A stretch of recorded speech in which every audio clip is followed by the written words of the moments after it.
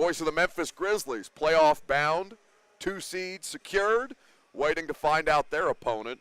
Pete Pranica will join us at 11:20. Would you like?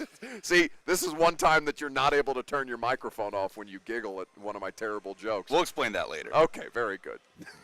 So this is not the first time that you've been out here, because you've been on this. We went down and talked to Walker Zimmerman and Annabelle Godoy today. They were made available. We got a little bit of a tour. I didn't take the full tour because, everything, this feels like the Lion King. Everything that you see in front of us is your kingdom, son. It's a really, really fantastic venue. You have not looked more excited in any of the time outside of going to the Wild Feathers on Saturday night at Mercy Lounge. You haven't looked more excited at any point that I've known you throughout the course of our relationship. You're glowing today. This is surreal. This is almost as surreal as walking around Nissan Stadium the day Nashville SC hosted Atlanta United in its first ever MLS game and seeing 60,000 people packed into that place for a local professional soccer game. But seeing this palace that is Geodis Park, and I saw it last July when I got to do a tour then, but it was very bare bones. They hadn't really put the seats in. But seeing the basically finished product, it's just surreal to me, man. If you told me this was going to happen 10 years ago in this city, I would have said you are absolutely insane. Even 5 years ago, something of this stature. But it's awesome, it's intimate, and I cannot wait for May 1st. Can't come soon enough. Yeah, I mean, this is the hope, right, that people are going to gravitate towards this thing. And in the big picture, we're talking about not just games. Obviously, they'll want to host different kinds of events here, concerts.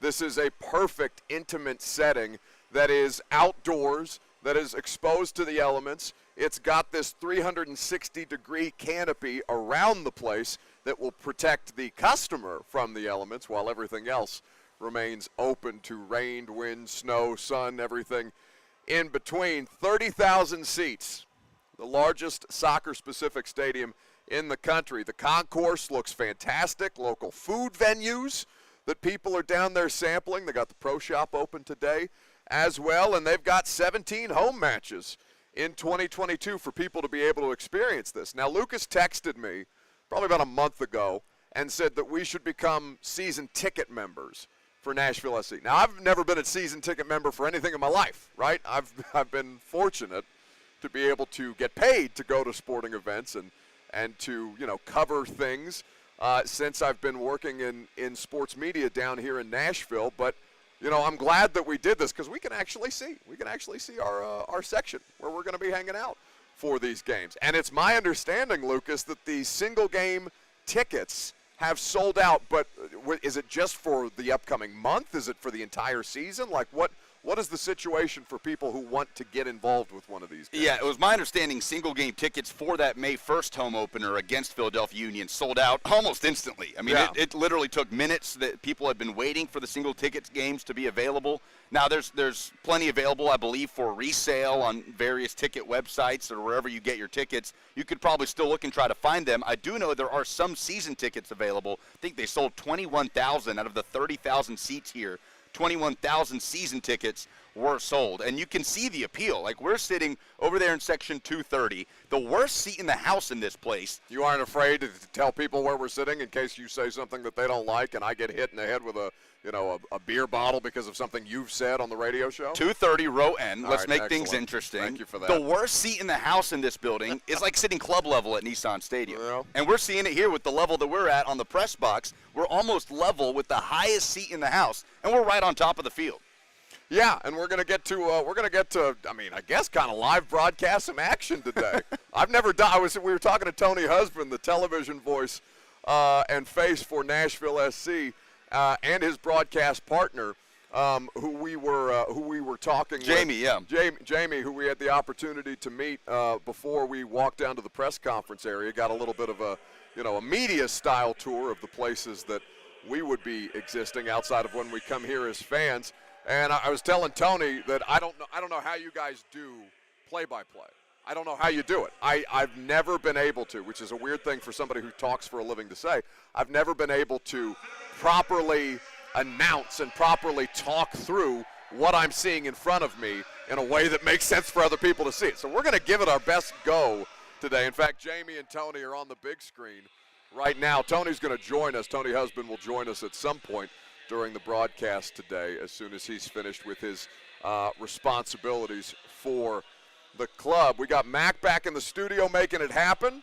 Perhaps Lucas will feel pressure from not one angle but two angles because Brett Batchelor was on the controls yesterday. Mac, are you feeling confident about, because it's kind of a substitute teacher situation, but Lucas is actually here on site to babysit me. Do you feel that you will be able to undercut him from your position back in the studio? Oh, definitely. Yeah, some fresh blood. Absolutely. Yeah, new perspective. Let's get it. All right. Well, you can start your path to conquest, the mighty executive producer role that Lucas Panzica currently occupies. We're going to put you to the test today, given that we're out on remote. We're excited to be out here live at Geodis Park throughout the course of the broadcast Well, today. I felt the heat yesterday because Brett Batchelor stepped in when I had to step out in the middle of the Masters segment, which just so happens to be Brett Batchelor's area of expertise, Sure. a former college golfer. So, Mac Morey, I'm not sure what your particular level of expertise would be. Maybe the Kansas City Chiefs. I know you're a Texas A&M fan. So whatever that is the topic I think we have to avoid today. Well, that's unfortunate for Mac because all of those subjects are useless to me. Well, if we talk NBA hoops, man, that's right up my alley. Let's Oh, go. well, we do have Pete Pranica, voice of the Grizzlies. This will be a fun thing to play out. We ought to take Lucas out on the road with us more often so we can make him sweat a little bit every time he tries to take my job. We'll continue the conversation. Coming up next, you're going to hear from Walker Zimmerman and Annabelle Godoy on the other side. I'm Buck Reising, Lucas Panzica here as well, Mac and Kirby, Will Bowling, Rich Ferris, the whole crew. We're making it happen here on 104.5 The Zone. The 3HL.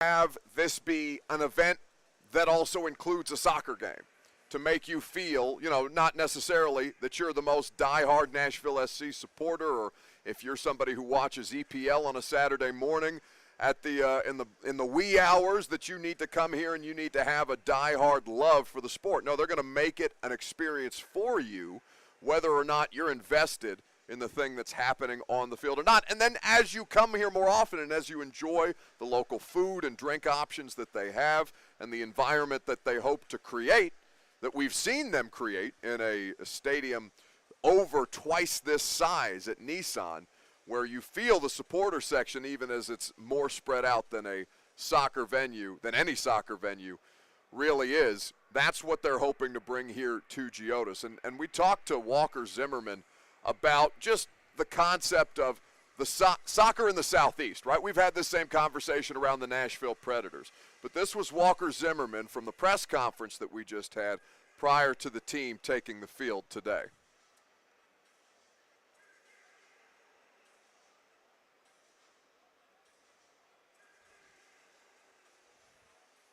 Mac, I don't know if you're playing Walker Zimmerman, but I sure can't hear him. We'll see if we can't get you that audio here in a Sorry, I had Schefter talking to me. Which Zimmerman did you want? That's completely my fault. God, Schefter.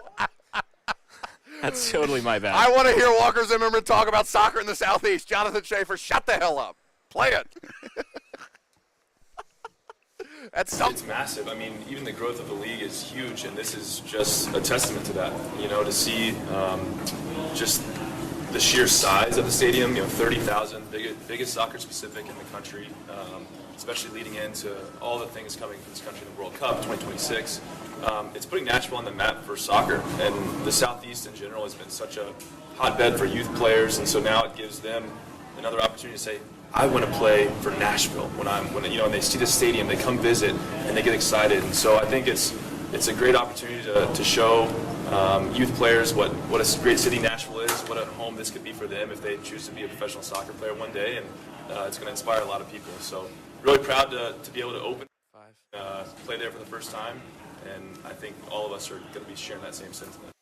So that's Walker Zimmerman speaking with the media before they took the field. They're going through their warm-ups right now at Geodis Park. Fans in attendance to watch the team participate in this event, to showcase the stadium a little bit, and the concourse starting to fill up now. But Lucas, I think that when he articulates that, soccer in the Southeast, Nashville being a squad in the MLS that attracts players who want to play for a club that's got strong support, that has excitement, that has buzz.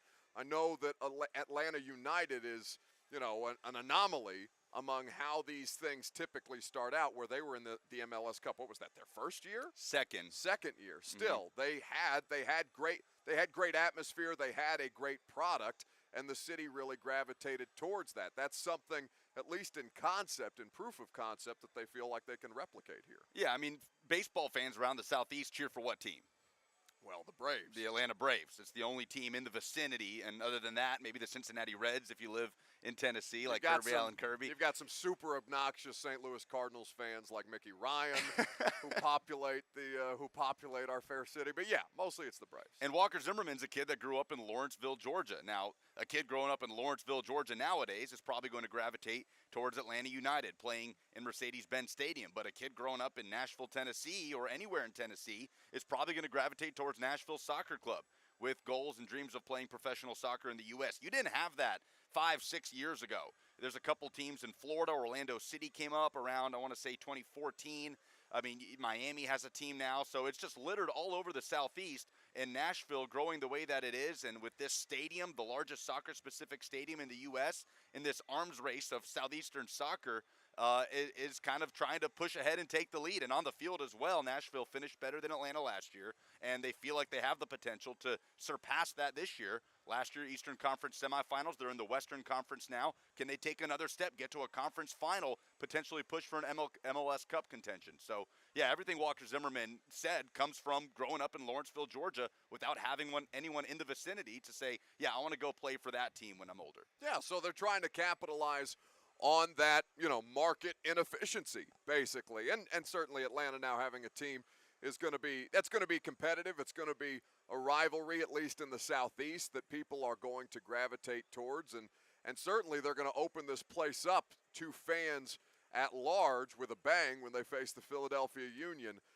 coming up here in less than a month on May the 1st. Now, as far as things that this place needs to get done before they have a capacity crowd in attendance, I mean, understanding that the weather conditions were wretched today, just to kind of outline things that you're going to be looking for or looking at or trying to prepare for if you want to attend one of these things. There's some stuff that the club has to iron out logistically. They're going to have to figure out the parking situation. They're going to have to figure out how to get people in and out of Berry Hill and Wedgwood, Houston, in some kind of orderly fashion, because this is not necessarily, I mean, you've got proximity to 40 and 440 here, but it's not going to be easy to get from the highway to the stadium when you're riding down single-lane roads the entire time to try and get in and out. I'm fascinated to see how they do it, because this has, for the longest, been one of the biggest criticisms of Nissan Stadium,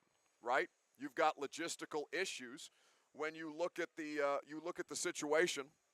When you look at the situation for the riverfront and what is, right there with Cross Point or Crossroads, forgive me, I'm unfamiliar with which church it is, but Cross Point, I believe, is the one that's located right down there by Nissan Stadium. You got people leaving church at the same time that people are coming in to the Titan Stadium, and it's caused all kinds of problems for a very long time about what it is to attend a live sporting event.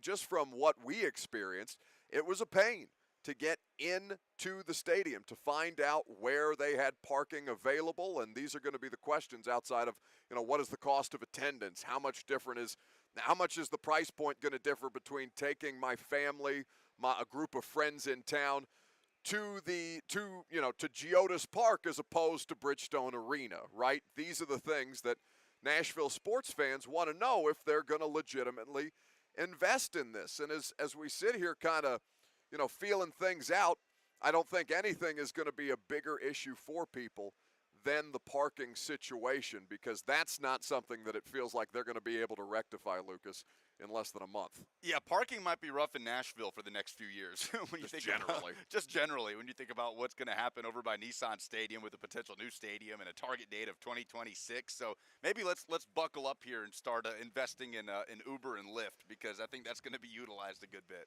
I've always wanted. I don't know what it takes to buy a parking garage or a parking lot. A parking garage. I would like to invest. If anybody would like to go in on the parking lot or the parking garage with me, I believe that we can make millions, if not billions. Yeah, screw crypto. Off the Nashville economy. No, Lucas, one day when we're all cashless, no, screw crypto. You've already got Nissan Stadium as a cashless facility at this point in time. But yeah, if anybody's down to invest in a parking garage with me, I think that's going to be the move in coming years. I want you to hear. Let's talk about the soccer team itself, though, because to start their season, they're on the road, or have been on the road, will be on the road before they finally get a home game. 8 straight matches. That's an incredibly taxing thing. Not uncommon in MLS when you're starting new franchises, but this is the case for this particular team, and they've managed quite well. Walker Zimmerman, in fact, believes that they've been ahead of schedule on this road trip, and here was his thoughts on the matter at the press conference just about an hour ago. The past two weeks were huge for us in terms of collecting all 3 points. But these are games that we got to go on with the mindset to win and not look ahead to our home games. But it's an opportunity in San Jose that I think we're going to be ready for. It's 3 points that are completely on the table, and then we'll try and go back to California again the next week and take 3 off of the Galaxy. And 5. if we can get some points out of these next 2 games, it'll put ourselves in a really good position to open up here May 1st.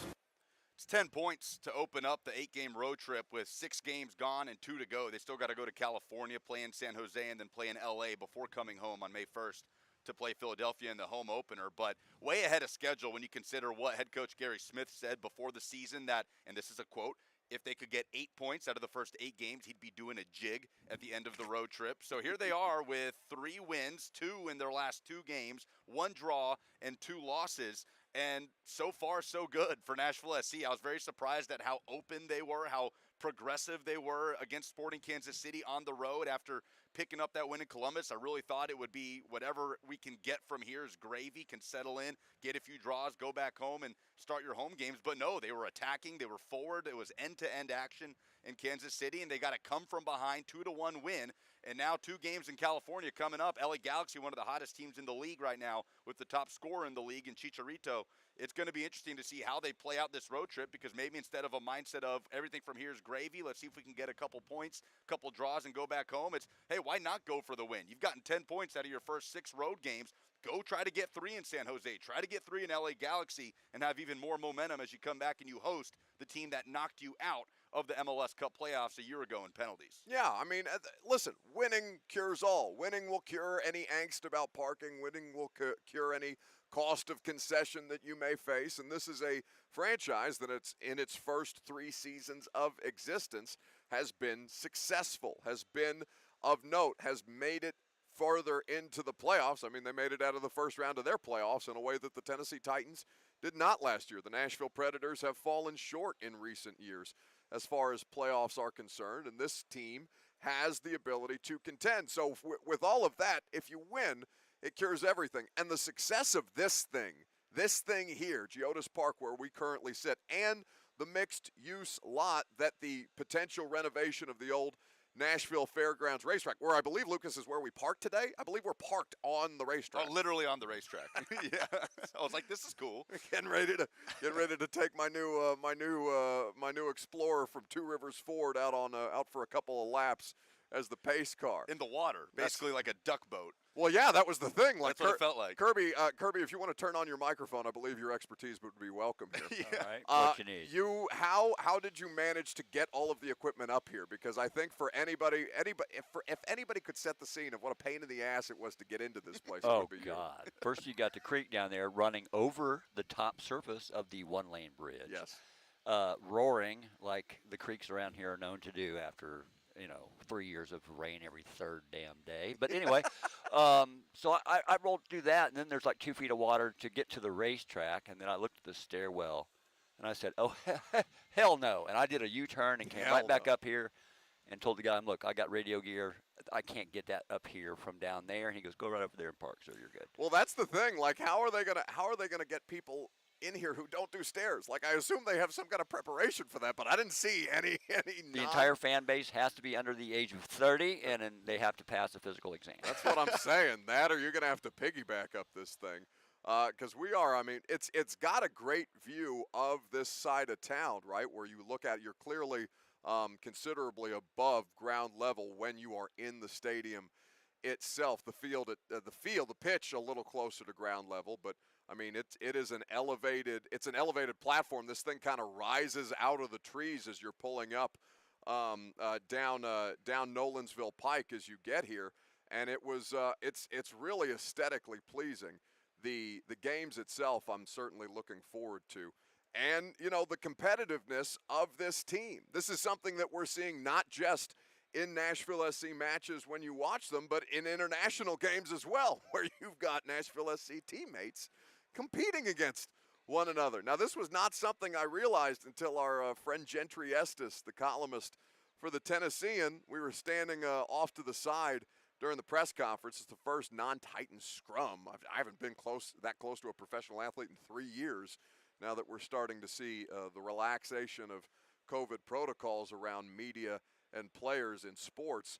But Gentry and I were standing off to the side, and he was telling me, yeah, Walker Zimmerman and Anibal Godoy got into it when Walker was playing for USA and Godoy was playing for Panama. So much so, there were a couple bows flying around.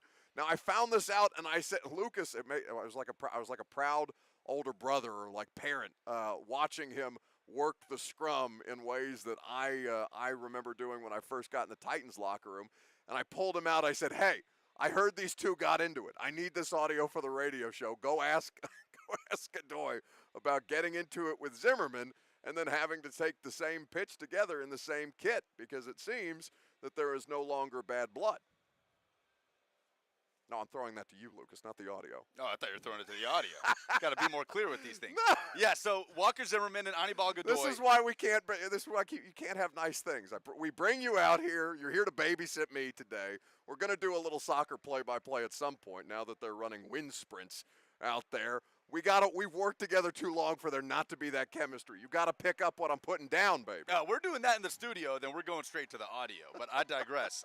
Walker Zimmerman and Anibal Godoy, both very physical, imposing players. Zimmerman a center back, Godoy a defensive midfielder. So as the ball's coming into the box, Zimmerman and Godoy both kind of going up for it. And Godoy kind of does throw a bow, kind of drags Walker down. And the U.S. wins a penalty kick. Christian Pulisic buries it, and that kind of opened the floodgates, so to speak, as the U.S. went on to beat Panama 5-1 in a critical World Cup qualifier win that set the stage for the U.S. to only go into Costa Rica having to only lose by 6 goals or less and still be able to qualify, and then Panama falls out of World Cup qualification. But it got a little testy there. Godoy got a yellow card. Godoy also caused another penalty in that game and scored a goal in that game. So it was a very eventful night for Anibal Godoy, but something that typically would end up in players maybe getting into a shoving match. That didn't really transpire, but it was kind of a testy moment that led to the first U.S. goal. Well, let's hear from Godoy himself about that testy moment after I sent Lucas back in to ask the tough questions.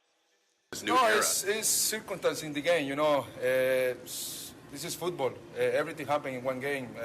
Me and Walker never had problem. He's a good teammate, good guy, you know. But he played for USA, played for Panama, you know. I defend my country, you know. But I feel happy for him because he deserved to go to the World Cup. He deserved a lot. He's working hard for this moment, for try to go there. He know he need to stay healthy, you know. The World Cup is in December, but we are here now in the same team, you know, and we don't have problem. Now we are here in Nashville to try to build something together for this club. That's Anibal Godoy speaking with the media. Well, speaking rather with our own Lucas Panzica about getting into it with his teammate. Had a big Walker smile Zimmerman. on his face, too. Not as big a smile as was on your face when he said, "I have to defend my country." That's what I have to defend my country. What you love about international soccer. Oh, for club and for country. That's the line here at Geodis Park. We're broadcasting live today during Nashville SC's scrimmage. Going to get into a couple of different topics. Pete Pranica, voice of the Memphis Grizzlies, will be here at 11:20. Emily Proud going to be here at 11 o'clock. She's out shooting the scrimmage for WKRN News 2. Also a former college soccer player at Belmont, so we'll get her opinion on these things. If you want to jump in on the conversation, your phone calls are welcome. 615-737-1045 is the number. 615-737-1045. I'm Buck Reising. It's 1045 The Zone.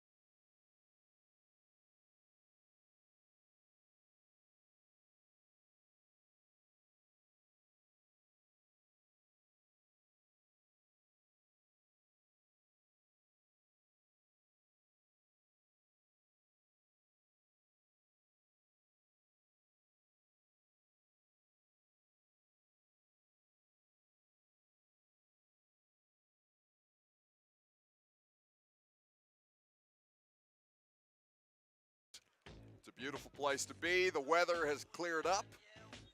The team is on the pitch. They're going through some.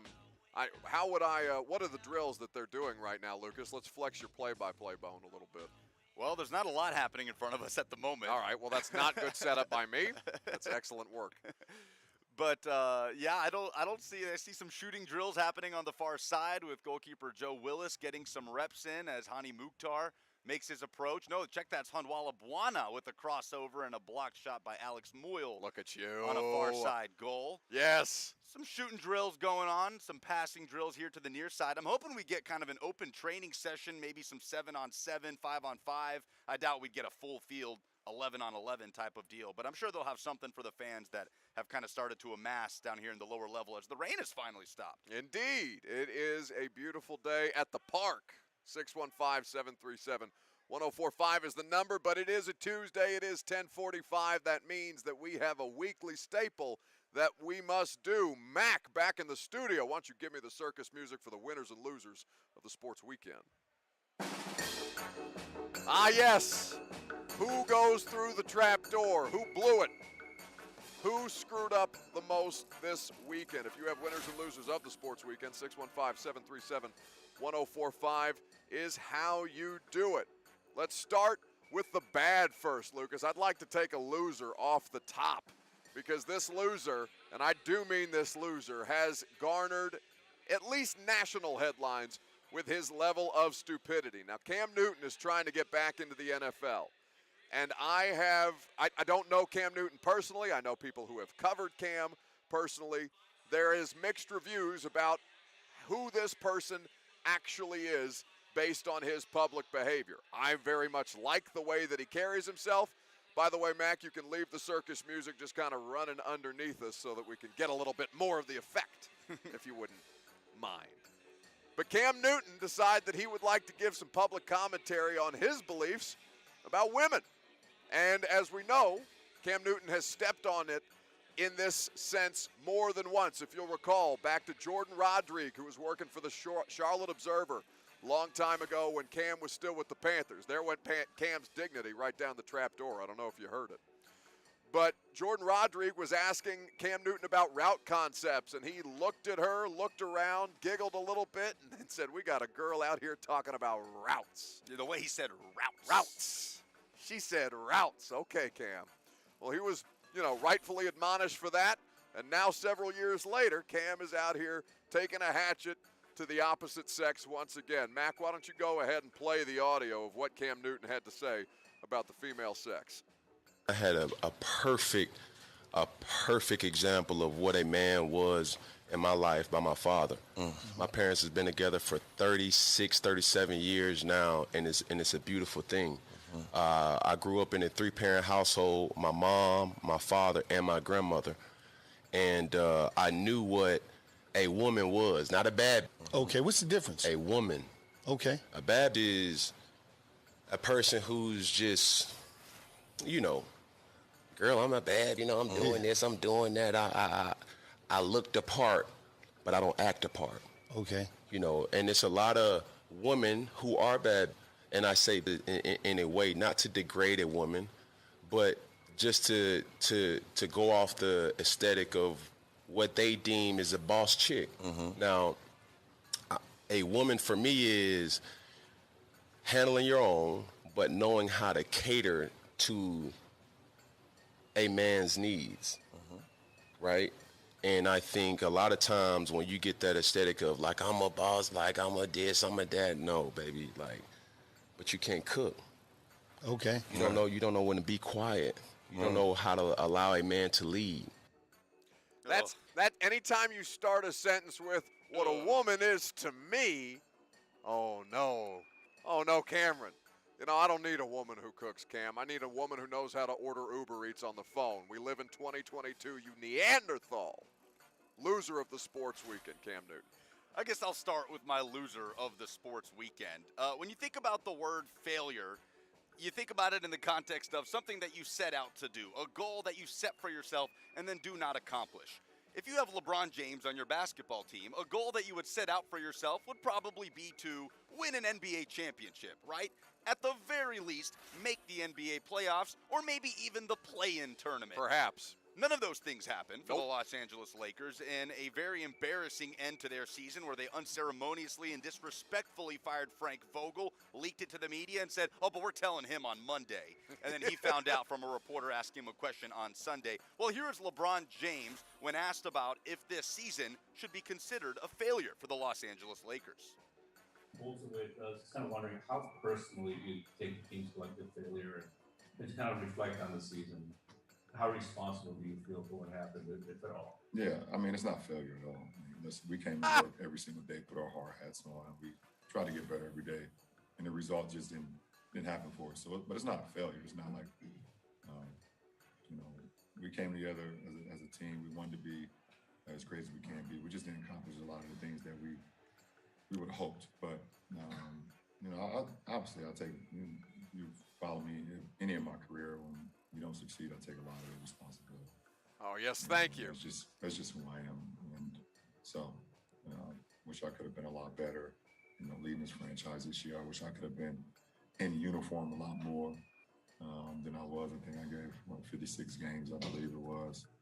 And that wasn't enjoyable at all, sitting on the sideline and knowing that you can make a difference. All right, Mac, I don't need to hear any more from LeBron James. Just shut him up. Shut Shut up. Enough of LeBron. A man who takes responsibility. But no, this season was not a failure. No, that's right. No failure. You've only missed the playoffs twice since 2018, since becoming a Los Angeles Laker, and your one championship came in the bubble season when you had Jay Crowder hitting like 80% from three. Unbelievable. Winner of the weekend. I'll just make it a broad branch weekend, not necessarily sports, although there was some sports involved. I'm going to go. Can I self-nominate for winner of the weekend? Oh, my God. I made it out of the house. I never leave my house. I went to 5 different events on Sunday. I made it to each of them. I was sober through most of them. I accomplished it in tremendous fashion. This is a rare thing. Lucas can't get me out of the house to do anything, to go to Zany's to see our buddy Josh Black, to go to concerts. I did it all. I did the Preds game. I did Cheekwood. I had an engagement party. We did the Wild Feathers at Mercy Lounge and Midnight Madness for F1 Fellowship at Nobles, with the race beginning literally at 12 o'clock Central Time. They said it couldn't be done, but I did it. I did it. Who do you think you are? I am. I'll give that one to you. I was surprised you made it as long as you did. My winner of the weekend has to be Scottie Scheffler. Yeah. Kyle Porter of CBS Sports laid this out. Scottie Scheffler, the 25-year-old from Dallas, Texas, 8 weeks ago, had 0 wins in 70 PGA Tour starts, $8.7 million in career earnings, which is fine. Ranked the number 14 player in the world, but Scottie Scheffler today now has 4 wins in 76 PGA Tour starts, $17.6 million career earnings, is the number 1 golfer in the world, and is the champion of the 2022 Masters. Scottie Scheffler, my winner of the weekend. We are all winners. Anytime we can spend some time with Kirby Allen Kirby, who makes this broadcast possible. Kirby, who was your winner of the sports weekend? Do you have one? Would you like to self-nominate as well? Well, he stole it. He stole Scottie? Scottie. Oh, dude, no, listen, hey, and I double up on that one, but it wasn't just that he won, it was the way in which he won. Yeah. He won with class and dignity, and he just, when everybody else was over par and the wind was, it was too cold, he just kept had some bad spots. He had a couple that blew up on him, made a mess. Hey, And we've he all had a done little that. bit of adversity. Rory and Cam Smith made him sweat it out a little bit. Made a couple of runs at him, but he just kept chugging. The guy was the shock of the week. Shock of the week, indeed. Winners and losers of the sports weekend every Tuesday at 10:45 or thereabouts. When we come back, we got to talk about some significant winning being done just down the road in Memphis. The Grizzlies are in the NBA playoffs as the number 2 seed in the Western Conference. We got Pushin' P, Pete Pranica, voice of the Memphis Grizzlies on Bally Sports. He's going to join us coming up next.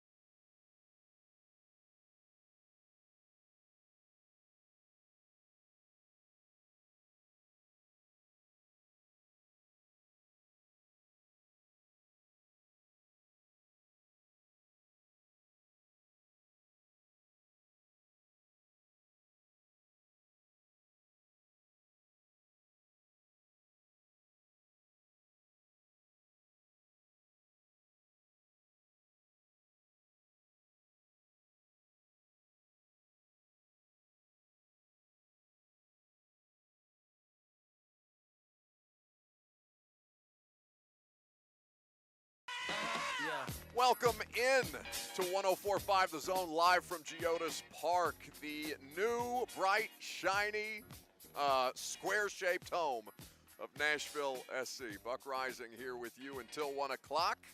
We got Lucas Panzica, who's actually here. Hi, buddy. Hi. We got Will Bowling, who's making sure the Zone TV stuff is happening. We got Emily Proud of WKRN News 2. I have no idea if her microphone's even on. Em, can you speak? She can't speak on the air, unfortunately. Kirby Allen Kirby will make that situation right here in a second. Emma's going to talk some soccer with us at some point today. Hello, Emily. Hello. There it is.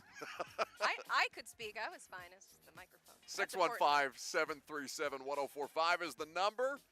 We'll get to Em here in just a second. We're expected to be joined by Pete Pranica, the voice of the Memphis Grizzlies, because the NBA's play-in games begin tonight. Cleveland at Brooklyn, the Los Angeles Clippers at the Minnesota Timberwolves. 2 play-in games, 4 play-in games that will decide who the Memphis Grizzlies' opponent ends up being. Em, you get into NBA at all? Probably not enough to analyze it, but I enjoy it. Oh, do I need to put this Just a closer little. to my mouth? Well, you know, that was me trying to do it silently for the purposes of theater of the mind, but you know, we'll make it work. No, it's okay. Emily, of course, herself a former college soccer player, so we'll talk about the sights and the sounds, the scene here at Geodis here in just a second. Pete Pranica's on the line, though, the voice and the face of the Memphis Grizzlies television broadcast. You can find them on Bally Sports. Pete, how we living, my brother? Good, good. In fact, I'm headed your way right now. I'm going to go to the Predators game tonight. Currently outside Jackson, Tennessee, but for all your listeners, I am hands-free. I got one of these fancy cars that has CarPlay, so it's all good. Well, look at you. See, safety, efficiency at the best in the business. Pete Pranica here with us on 104.5 The Zone. Pete, you bringing the chain to Nashville? You bringing the ice? No, I don't know. Nobody asked me for it, so no, I'm saving that for the playoffs. But I do have my Stadium Series Smashville sweater that I'll be wearing tonight. So Excellent. I got that. Excellent. So you can, of course, catch the Preds at Bridgestone Arena tonight. Pete Pranica will be in attendance, but we're here to talk about the team that Pete calls the games for. Memphis Grizzlies secure the 2 seed, and we'll find out who their playoff opponent is throughout the course of these playoff games. Pete, we've talked to you at various points throughout the course of the season, but, I mean, now that the regular season is done, what can you say about the lengths that this team has gone to accomplish what they've been able to do in the regular season and doing a lot of it through this final stretch without their star in Ja Morant? Well, it's been a remarkable team, and when you talk about the strengths of this team, depth certainly has to be one of them. Multiple records set by starters. Desmond Bane, most three-pointers in a Grizzlies season. Jaren Jackson Jr., most blocks in a Grizzlies season. But it's guys like DeAnthony Melton or Zaire Williams, who's been a spot starter and as a rookie, I think has played beyond most fans' expectations of him coming out of Stanford. A lot of guys have done yeoman work on both ends of the floor. Kyle Anderson has been a great role player. And this is a team that doesn't have egos. They don't have agendas. Everybody's happy for everybody else's success. By the way, Tyus Jones setting a new NBA record for assist-to-turnover ratio, better than 7-to-1. So there have been a lot of guys that have contributed. And like I said, everybody eats, everybody gets along really well, and the chemistry with this basketball team is remarkable. It's been remarkable is a great word for it. It's been remarkable to watch. There feels like there's a little bit of a power shift in the West, Pete, and the Grizzlies are a team who have made themselves known, Ja, of course, being the star of the show. But as you mentioned, all the lack of ego that it takes to have success around, and even without him in the lineup, they have had an exceptional record without Ja Morant available to them. How have they been able to find that chemistry together while they try and get through the injury drought? Well, Ja is such a charismatic leader. Guys want to play with him. They want to play for him. And when he's not available, everybody realizes that they have to pick up their game 1 or 2 notches. And Taylor Jenkins had the best expression of this after the first Morant injury. He said, guys, you don't need to do something that you can't do. Just do more of what you do well. and everybody gave a greater share. I think there was a benefit in Ja's absence where guys realized we can't just rely on 12 to do it all. We have to participate in this as well, and we don't want to let the guy down. So all of those things came together to, along with the depth, obviously. I think all those things came together to make this team very dangerous, whether or not Ja's on the floor. Pete Pranica, voice of the Memphis Grizzlies, is here with us on 104.5 The Zone. We're talking NBA playoffs getting ready to take place. Grizz don't begin their first-round series until the 16th. They'll find out their opponent, however, once the play-in games get underway. Pete, who would you rather face of the four opponents that are going to be squaring off in this playoff round or this play-in round? Who matches up the best for the Grizzlies to be able to advance? Well, we'll know tonight. Minnesota is hosting the Clippers, and the winner of that game, they're the 7th seed, and that's who the Grizzlies will get.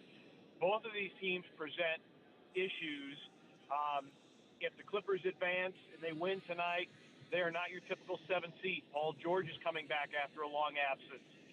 Norman Powell is coming back after a foot injury. Those guys are very dangerous, and so they may be a 7th seed according to the standings, but if you get those guys back, and they will be back, they're certainly not at your typical 7th seed. Their playoff experience with Paul George and Norman Powell and Reggie Jackson. And, oh, by the way, I don't know if Kawhi Leonard is coming back, but if Kawhi Leonard is available for a series against the Grizzlies, it's going to be a very, very, very tough series. As far as Minnesota's a tough matchup. They're young, they're long, they're athletic. They like to do things kind of along the plan of the Grizzlies. Pat Beverly is a real dogged defender, had success guarding Ja. The one caveat about Minnesota, not a lot of playoff experience. Haven't been there before, most of them. So that would be an advantage for the Grizzlies against Minnesota, but Minnesota handled the Grizzlies fairly easily the 2 trips into Minneapolis. So I think either way, it's going to be a 6 or 7 game series. I don't see, no matter who the Grizzlies get, I don't think this first round series it's certainly not a sweep, and I doubt it would be over in 5. It would be absolutely electric either way. We're looking forward to when that series can finally get underway. Of course, the NBA play-in begins tonight. The first game, Cleveland at Brooklyn, like Pete mentioned. Pete, is Taylor Jenkins the coach of the year in the NBA? Yeah, I know I'm biased, but my answer is yes. Monty Williams is the leading candidate.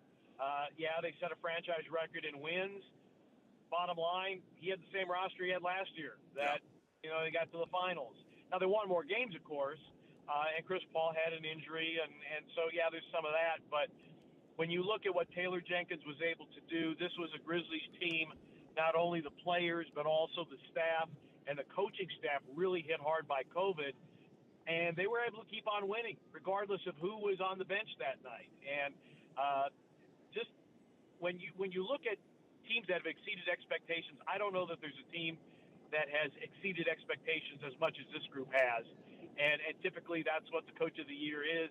It goes as a reward to the coach that has coached a team that has outperformed preseason expectations, which the Grizzlies most certainly have. It would be a unique situation if the state of Tennessee had both the NBA Coach of the Year and the NFL Coach of the Year in Mike Vrabel. Pete Pranica, voice of the Memphis Grizzlies, kind enough to give us some of his time. Pete, safe travels up to Nashville. I hope you have a great time at the Preds game tonight, and we certainly do appreciate your time, brother. Now, good to join you, and go Preds. That's Pete Pranica there with us on 104.5 The Zone. I think the state of Tennessee could do well with 2 Coach of the Years. I feel like we're in a good spot with all of the professional sports teams here lately. Ah, Kirby. Don't laugh at him, Luke.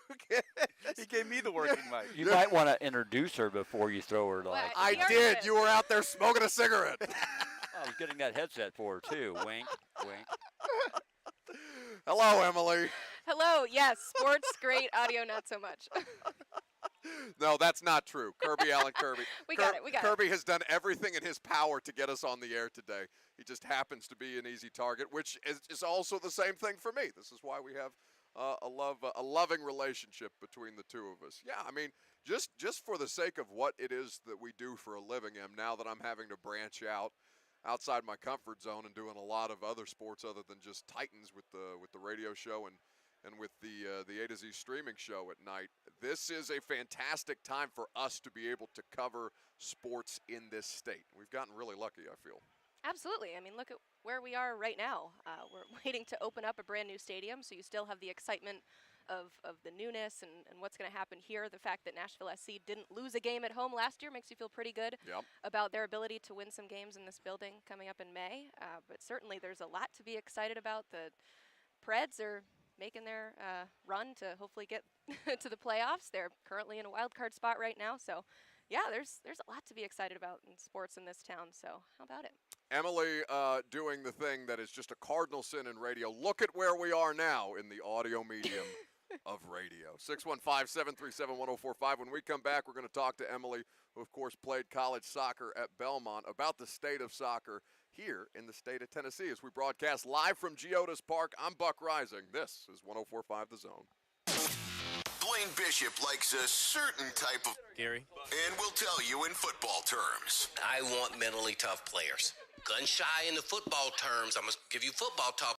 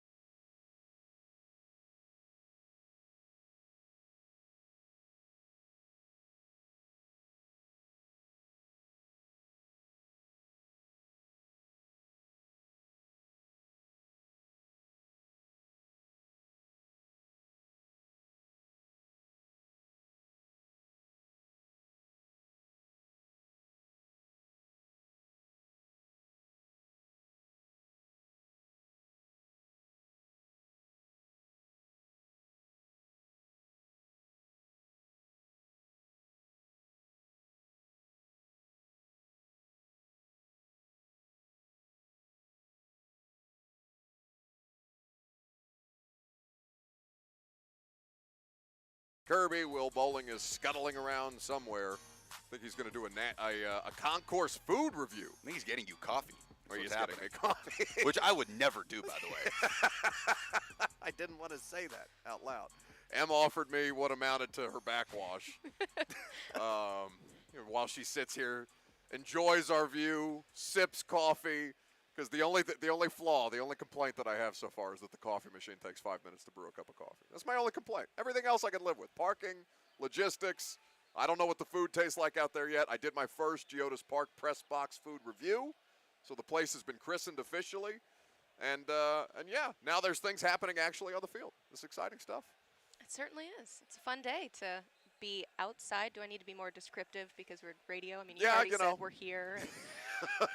This is my first time on your show, and I'm failing a million times. What do you mean this is not that you've done all kinds of stuff with podcasts? With podcasts, yeah. First time on the radio show, though. So this makes you nervous in a way the podcast A little doesn't? bit, because I just keep the failure after failure. I don't have my audio right. I'm not being descriptive Kirby's enough job. for radio. You know how you make this better? You turn around and you immediately lash out at Kirby. That's what I do. No, but you've been on the show before. That doesn't feel right. We did the Bud Dupree conversation when that was all breaking. Oh, yeah. Yeah, and then we booed Buck on the way out of the segment. We did, yes. Oh, I thought you guys were. She thought we that were you booing booing her. me. I had to explain to her texted me afterward, like we were not. We were booing Buck. Why did I get appreciate booed? that. What did I do? Do you really have to ask? See, look at her. I'm sure Now it was she's warranted. I don't know what it was. Now she's comfortable. All right, Lucas, set the scene. Let's flex the play-by-play muscle a little bit. And since we have a former college soccer player in here, we can even do some analysis. What's happening on the field at Geodis Park right now? Yeah, we've got a little half-field scrimmage, 10-on-10 going on here. I think it's Jack Mayer on the ball. Head to C.J. Sapong as he slams the brakes and starts over with Eric Miller at right back. 10-on-10, so we're not going to get a full field scrimmage, but we did just have Randall Ayal slot one low into the bottom right corner. That got the fans going probably for the first time today as Hani Mukhtar tries to combine with Dax McCarty, who's been missing, suspended, a 3-game suspension for his red card a couple of games ago, but it's been lively action out there. Em, your thoughts? That was great. I was so excited. My mouth was wide open. This was great. You just immediately turned it on. Yeah. I didn't even know if I should add to that. Turns out he's good at this. It is. Who'd have thought? I'm not that I'm surprised. It's just exciting to see it in action. I don't get to hang out in a booth too often. But So the excitement of this, of the season, of the success of the soccer team. I mean, as somebody who grew up here or grew up in Tennessee, played soccer here locally, what does this signify to you about the state and the interest of this here to the local audience? Because we've kind of gone back and forth about this a couple of times. Lucas, obviously a diehard. I'm a soccer idiot, basically. I don't know anything about the sport other than I like to go to places, to events where there's great energy and, perhaps a beverage or 2 or 10 being consumed, and this seems like a perfect place to do that. absolutely. I mean, these are my favorite years, or World Cup years. It's when the rest of the country gets excited about soccer and they get behind it, and it's a sport that largely for the most part here in America you don't really pay a whole lot of attention to until you got the Stars and Stripes playing, and that gets everybody excited. And so certainly when you have a team and the community in the city to really grasp and to be excited about, it's good for the sport of soccer. And who knows, maybe somebody will come to a game here and realize, this is a pretty stiff ticket. I can't really afford it every weekend, so maybe I'll go spend my money at a Belmont women's soccer game where it's completely free. I don't think we have concessions, but you're more than welcome to bring your own food if you want to. But certainly just getting people in Nashville to be excited about soccer. And this isn't to say that Nashville SC is new by any means. I think there was a lot of momentum around the minor league team, and certainly a lot of momentum around this team. But certainly any time you get excited about the sport of soccer, as a soccer player, I get excited and hope that trickles down into other avenues. Emily Proud of WKRN News 2 is hanging out with us here at Geodis Park. We're broadcasting live during Nashville SC's scrimmage today, a fantastic event with weather that is improving. All we need to do is keep Allen Kirby physically inside, and apparently anytime Kirby steps foot outside, the rain starts again. So in order to maintain this environment, we need to keep Kirby inside, which is going to drive him crazy because I know he's going to start scratching at himself for a cigarette here in just a second. 615-737-1045 is the number. Kirby's off mic laughter. That's the kind of ambiance I need. Not soccer fans cheering, not people jawing at one another on the pitch. Kirby's off mic laughter, the best. 615-737-1045 is the number if you want to jump in on our conversation here. I guess I want to see this area of town succeed, which is why I want this to be a success. Outside of, being a fan of local teams for the city that we cover, and, of course, just the state of high-level soccer, like playoff caliber soccer taking place throughout the first couple of seasons that they've been here in Nashville. I want this project. It's not a project. It's a legit commitment by, not just one man in John Ingram who invested a considerable amount of money into this, but into the community. And the success, I think, is also going to be tied to what happens with the fairground racetrack renovations and how this all mixes together. What's your biggest question about this that they've undertaken here with Geodis Park? Well, being a Nashvilleian, the biggest question is what's next? This feels like just kind of the start of this area. Greedy. And what?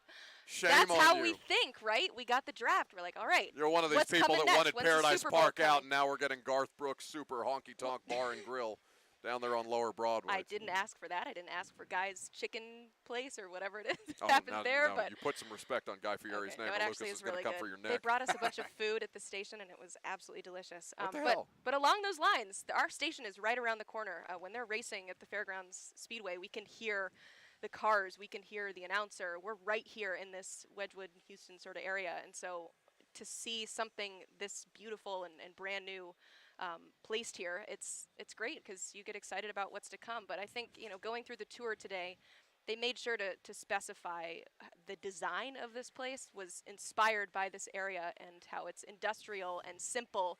And they didn't want to bring this big flashy stadium that was, bright colored and it just didn't fit with this area. They were very cognizant of their surroundings and making sure that the stadium wasn't some big eyesore, that it really fit with this area. And so that's why you see a lot of the exposed beams. That's why you see a lot of the concrete. If you walk through the concourse, they're very simple with their signage. There aren't these big flashy signs anywhere. Yeah. It's all very industrial, which I think kind of takes on what this area of town is like. And so you certainly hope that this is the beginning of more cool things to come. If you saw me make a face like I smell something bad on Zone TV, on Facebook, YouTube, Twitter, and Twitch, where we are, of course, live streaming, it's because Will Bowling did not bring me coffee. He brought me chicken. I don't want chicken, Will. I want coffee. I'll eat the chicken. Okay, very good. Human garbage disposal, making it happen. Now we got a little bit of. Now let's put Mac Morey, who's auditioning to replace Lucas. When he leaves us for play-by-play greatness at at wherever it is that he ends up doing this. Mac, let's put this to the test. You know where the breaking news sounder is. I'm going to put you on the spot. I can buy you time because I'm a professional, but I need the breaking news sound on the board in front of you. I'm going to give you the opportunity to let me know when you have it as opposed to just throwing it to you in real time. So give me the breaking news sounder now. Breaking sports news on 104.5 The Zone. All right, let's do a little NFL, shall we?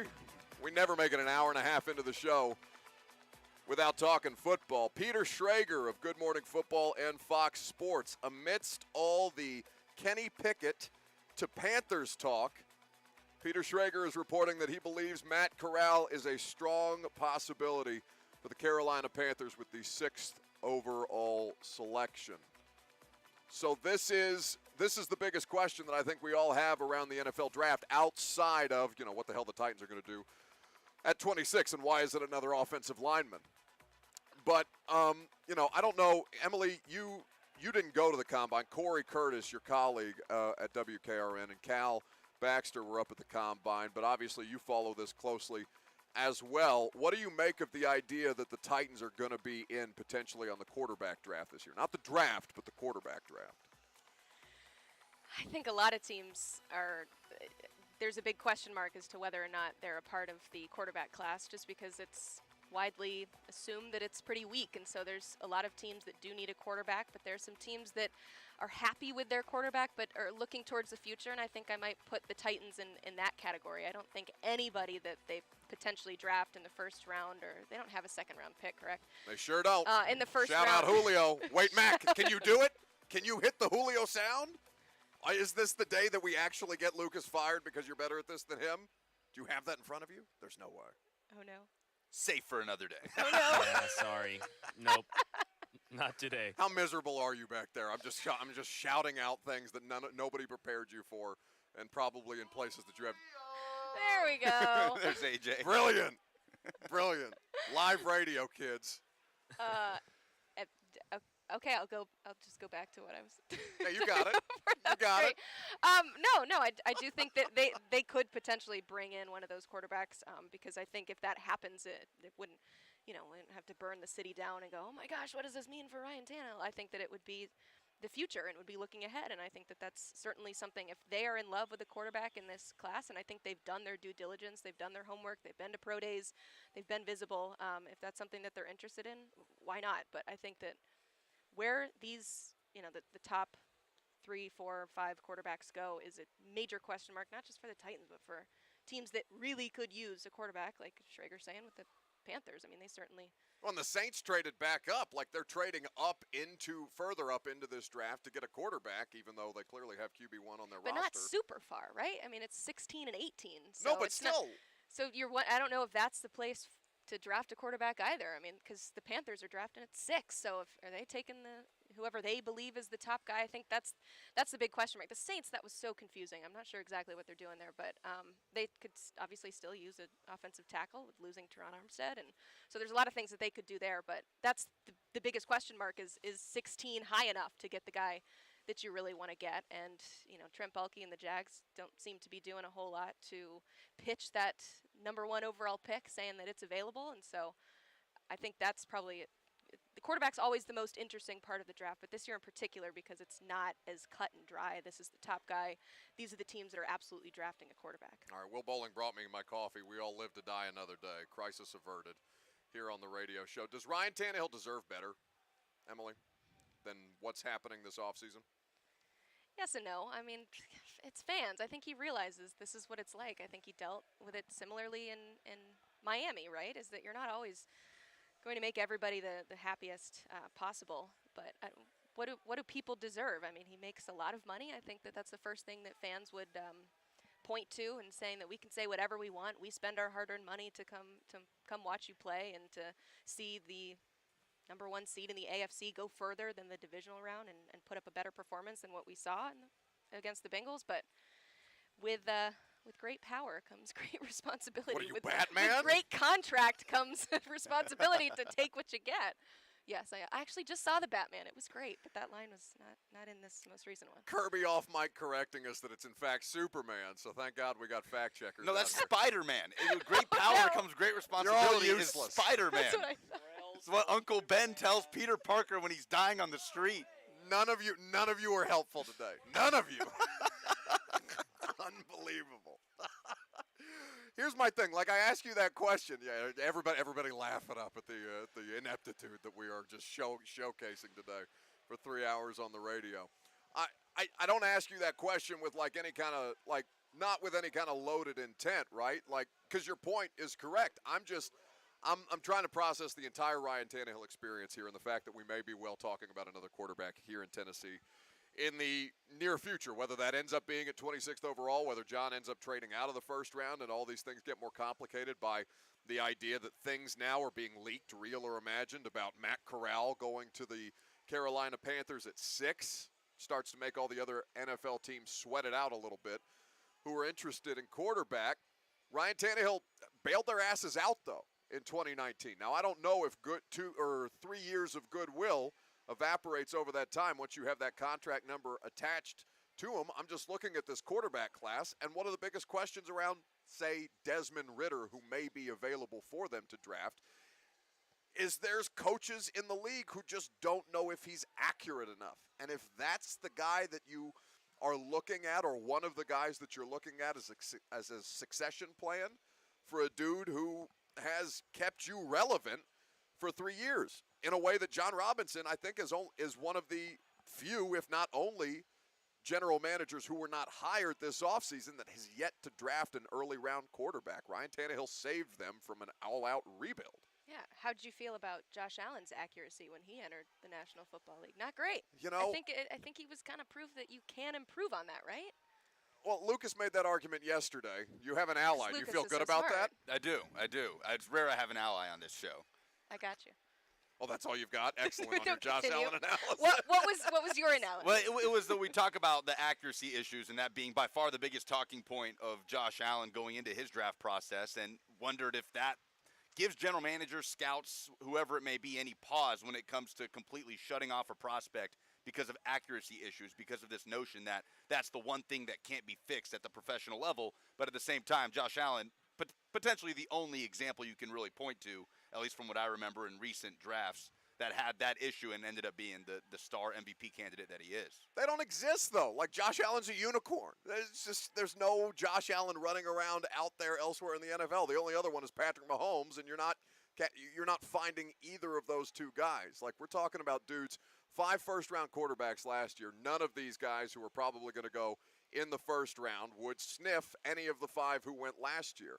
I don't know, but it's not like for the purposes of planning here that gets better next year once we get past C.J. Stroud and Bryce Young of Alabama. Like the rest of the quarterbacks in next year's draft class, they're not better. It's just the top of it is better. Yeah, and how much of it is the system that he went in as well? I mean, with Brian Daboll, I think that he made the offense work for Josh Allen. You think about the other quarterbacks in that draft class, too. Sam Darnold's already on his second team. Josh Rosen, I don't know where he is. Maybe was he in Miami at some point? Where is Josh Rosen? He was a Falcon. He was a right? Falcon Yeah. last year. Shout out Art Smith. Exactly. Reclamation so that's project. the thing, is so much of it has to do with where you're drafted as well. And so it's what came first, the chicken or the egg? I mean, was it solely Josh Allen just worked really, really hard on his accuracy and that made it so much better? Or was it Brian Daboll's offense? Is it his ability to succeed? Was it bringing in Stephon Diggs and bringing in guys around him to make him succeed? And so it's one thing to, you can look at this quarterback class and say, I'm not really sure about it, but somebody could go to a really great system and still be a formidable quarterback. And so there's a big question mark that comes with that, and the Titans have the luxury of not being desperate in this situation. And the Ryan Tannehill conversation, it's leveled. There's a lot of different angles to look at it. You also have to look at the league as a whole and see the quarterbacks that could potentially be available and who else would you rather have. And you're in a much better situation than a lot of other NFL teams. So it's hard because you want to have that superstar and you want to have that great guy, but really how many are there out there? You've got a pretty solid quarterback. But obviously, if you want to go anywhere in the postseason, you've got to have better play than what you had in the divisional round. That's certain. That's what makes it tough.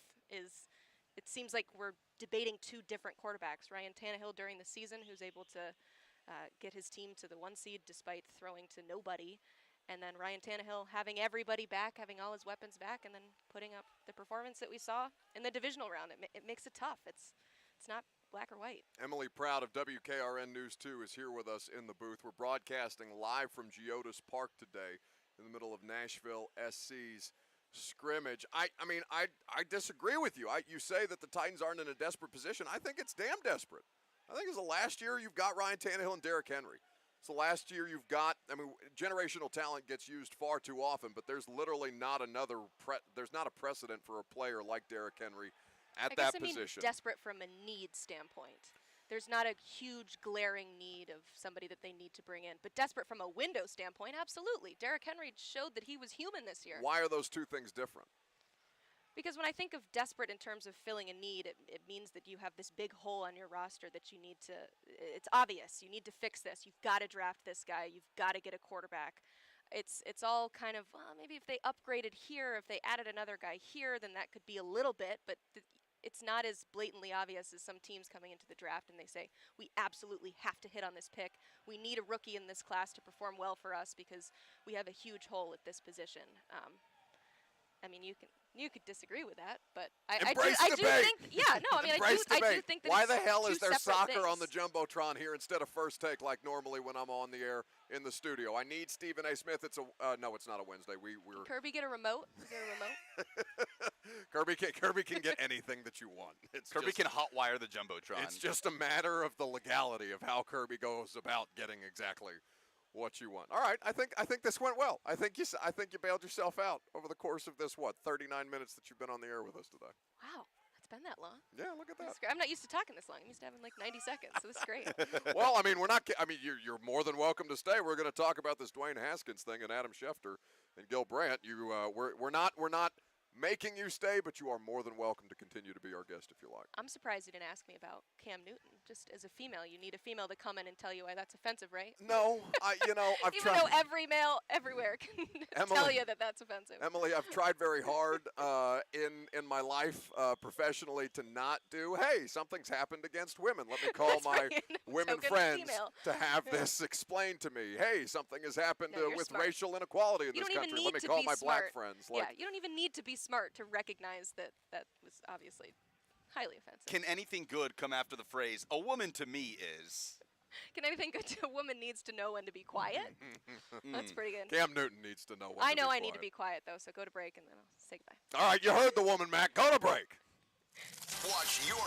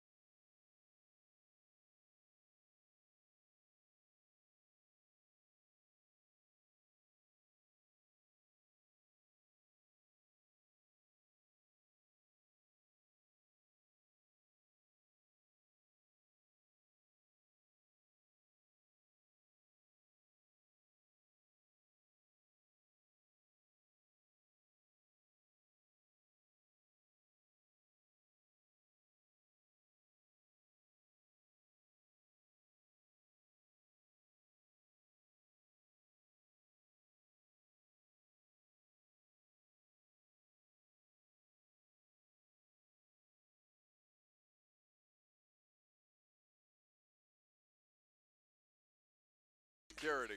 As long as he pulled it from the system in there and is not Yeah, just yeah. playing it off YouTube, then we're good. 100%. This is an upgrade from Radioactive by Imagine Dragons. That's just a wretched song. Well, I set the bar low early, you know. Fair That enough. way I could exceed it. I'm proud of you. Very good. Never go wrong with Lil Wayne, even though it's it calls me back to my freshman year of high school when the Carter 2 dropped. Will Bowling is here. I assume his microphone's on. Hello? Oh, You can hear me? unupset. It was a 50-50 shot. Unupset. I'm the one person you actually wanted the mic to be off when they came on. You know, and it was on. I can't say that I didn't have my fingers crossed. You've been here doing great work for 104.5 The Zone digitally. First. You've what? Me doing great work. Sorry, I just figured I was going to get ahead of you roasting me and just self-roast. Do people do that? Do I have that effect on people, Lucas? I feel like you. What did Lindsay Rowley say? Oh, have you met you? I don't feel like I'm that bad. I don't know. Maybe some self-awareness from time to time. Anyway, Will Bowling's taking pictures. He's not sucked at it. Is that a better way to phrase what I was trying probably to say? accurate. Yeah. And of course, making sure that we're visible as a part of Zone TV today. You're also down on the concourse sampling the fair. Now, this is local food vendors that they have at Geodis Park, where we're broadcasting live today out in Berry Hill and Wedgwood, Houston. What did you select? I have a nice chicken tender from the Nashville region. It's got a nice golden brown brine on it. It has been fried to perfection. It's got a little bit of toastiness to it, which I think you'll find quite challenging. And the fries have a seasoning on them. I see a little bit of pepper, a little bit of salt. You're getting a holistic experience here at Geodis Park. This is no $5 chicken tenders. These are good chicken tenders. Let me tell you. This is like the most basic thing. When I sent you out to the concourse to say, hey, if you go get some food, because I got a lot of local joints in here, and we can do an on-air food review, I did not expect you to come back with chicken tenders and fries. Shame on you. But my ticket spot on the other side, I'm right above, no free shout-outs, I'm right above a corner pub and a Daddy's Dog. So just two of the many local options that you have here, and I'm very excited to have two of my favorites right underneath my seats here Now, at Geodis Park. Tweedledee and Tweedledum are doing a pregame show out here at Geodis Park on May the 1st. That's correct. As my understanding. Why don't you tell people what you and Lucas have going on? We will be taking in the sights and sounds. We will have a loaded guest lineup and bring you inside Geodis Park leading up to kickoff of Nashville SC and Philadelphia Union on May the 1st. Opening day here for this beautiful stadium. I think people are going to really enjoy seeing just how big this place is. It doesn't translate on pictures and videos, just how palatial this place is and how the seats are kind of right on top of you. But we will bring you inside the stadium. We will have something for everyone, Buck. We will have the pregame conversation for the diehard fans that are wanting the pregame talk. We will have something for the fans that are making their way to the stadium for the first time, who are checking this whole soccer thing out for the first time. And we will take them inside the atmosphere as well. So it'll be fun. Why don't we take people inside the atmosphere here at Geodis Park? Let's give them a little taste of what they can hear on May the 1st, live from Geodis Park before kickoff. Well, is it kickoff? Yes. Yeah. Is that appropriate? Yes. All right, go for it, Lucas. I mean, real quick, all of the things that you feel like you can't say when it comes to soccer, when people will say the game, the match. No, you can say game. Yeah, you can say it's game. okay. It's okay. It's kickoff. No, I want to It's learn, okay. damn it. You don't have Don't discourage me from learning. You don't have to say 1-0. You can say 1-0. Lucas 1-0. I want to say 1-0. I want to be a part of the thing you guys are doing. Are you British? Let I'm me not be British. a part of it. Soccer we'll get the Brit later on. Tony Husband's going to be here eventually. Soccer fans are the worst, too, about how if you don't use the correct terminology of their sport, they're like, oh, no. How dare you say the wrong thing about our sport? You should never try to talk about a sport you don't know, and then they'll get mad when they're not covered. Like, we're trying to carry the torch here of an inclusive environment where all fans, all terminology is going to be accepted. Because there's not enough of that in the soccer world. I don't think soccer zealot is the worst of the sports zealots. I think that's hockey and golf zealot. I think what? It's up there. It's up there. I don't wade into like Vol Twitter. I try to stay away from what's happening at 6 a.m. on a Saturday morning when Chelsea's playing or something of that nature. Try not to get too involved. But, yeah, it's going to be a great broadcast. These two are incredibly knowledgeable. For more of their insights and analysis, of course, you can check out the Nashville Soccer Show, which airs. It'll be up tonight on all podcast platforms under the Nashville Soccer Show. New podcasts are up every single Tuesday right now. And it's a good time. Me, Lucas, and Davey Shepard, our guy. A lot to get into tonight with the open training session. A huge win at Sporting Kansas City, and only 2 California games left before they play right here on this field. People are writing in. The praise is, of course, pouring in on Zone TV, Facebook, YouTube, Twitter, and Twitch. G from T-Town says, food critic Will Bowling, question mark? Andrew says, then you don't know Will enough, Buck. Yes, I should have anticipated that when I... I'm a local food critic. It's a local food critic with chicken tenders, honey mustard, and French fries. That's right. And they're good chicken All right, tenders. shut up. When we come back to the shadows.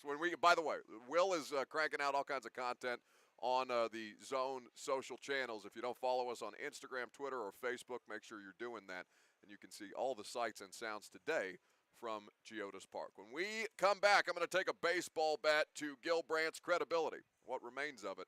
Anyway, that's next on 104.5 The Zone.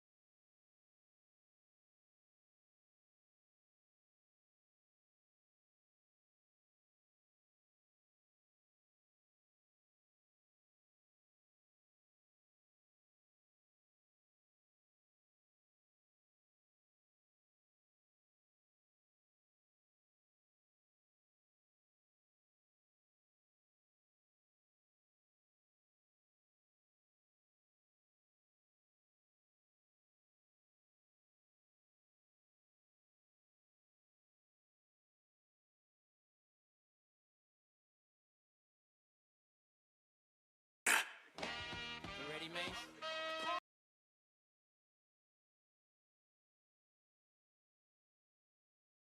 Yeah. Final hour on this Tuesday. Welcome in to 104.5 The Zone. Welcome back if you've been hanging out with us so far. Where we are hanging out today is Geodis Park, the home of Nashville SC. Wedgwood, Houston, Berry Hill is the locale. Got a few Nashville SC fans in attendance because we've got a not a full-blown match in front of us, but a scrimmage of the Nashville SC squad getting some work in front of the fans. 615-737-1045 is the number if you want to jump in. We got Lucas Panzik out here. Mac Morey's running the board. Kirby Allen Kirby is making sure that it sounds so smooth. And Will Bowling is scurrying around somewhere taking pictures of things, one would imagine.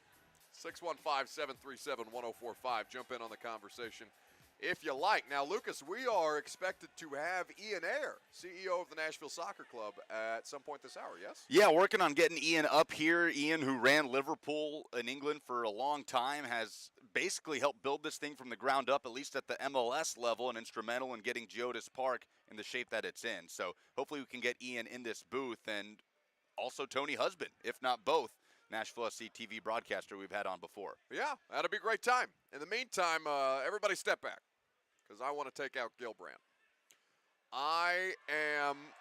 It's been a minute since this story about the death of Dwayne Haskins, the former Ohio State quarterback, Washington football team, and most recently Pittsburgh Steelers quarterback, tragically killed by a vehicle on Saturday morning. Now, there are a lot of details to this about what was he doing on the side of the road, walking or jogging, when he was struck by the vehicle at that hour of the morning. There are questions about, what was he doing? Why was he out there? Blah, blah, blah, blah, blah. I don't care. I don't care about any of that. I simply do not. I care that a 24-year-old man, a father at 24 years old, a son at 24 years old, a family member, a loved one, I care that he's dead. And the situation around this was horrific. Not just the circumstances. First and foremost, the circumstances around Dwayne Haskins' tragic passing, but in the way that he was not, it took minutes. Not even minutes. It took from the second that the news was reported for this to no longer be about the remembrance of Dwayne Haskins' life.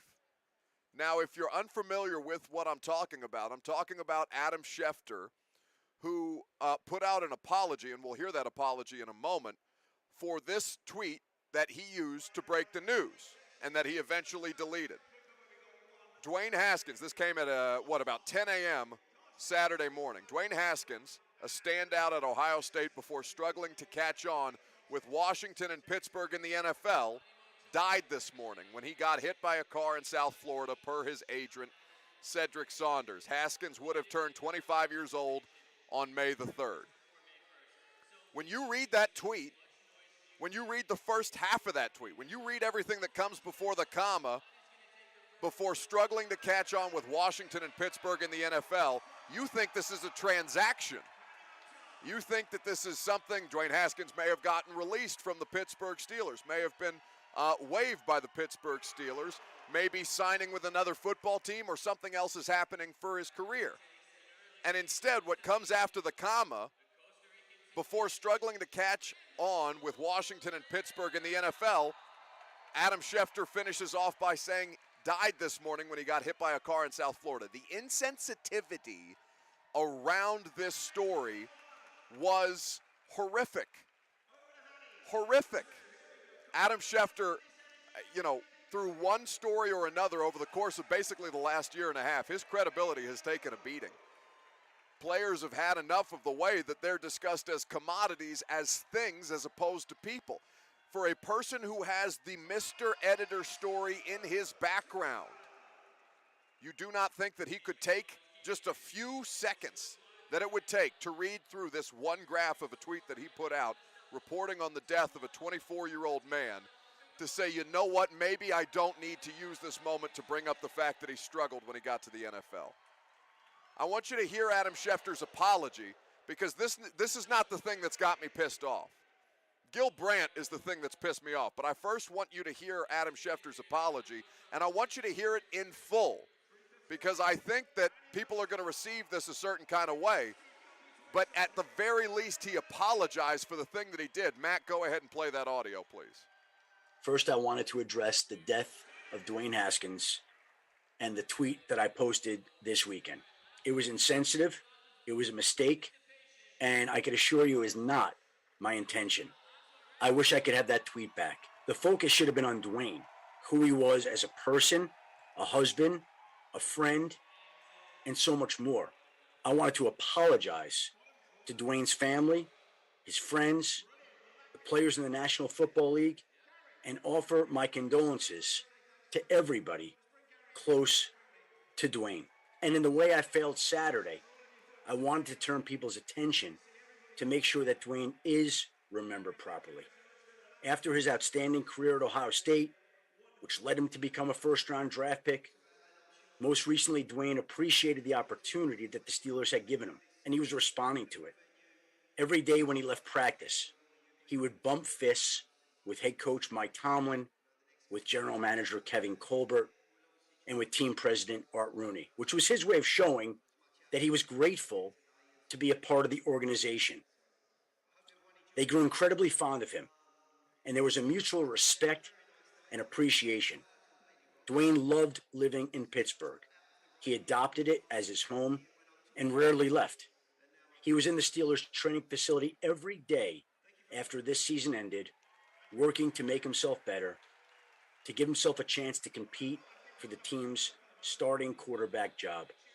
There are those in the organization who were convinced he was on his way to doing it and that his best days were ahead of him. Dwayne was with the Steelers quarterbacks coach Mike Sullivan every day, watching film, and when he wasn't taking steps there in the film room, he was in the weight room working out. He was making a difference, not just on the field, but off it, where he was known to be incredibly selfless. He was as active as any Steeler in the community, never 30.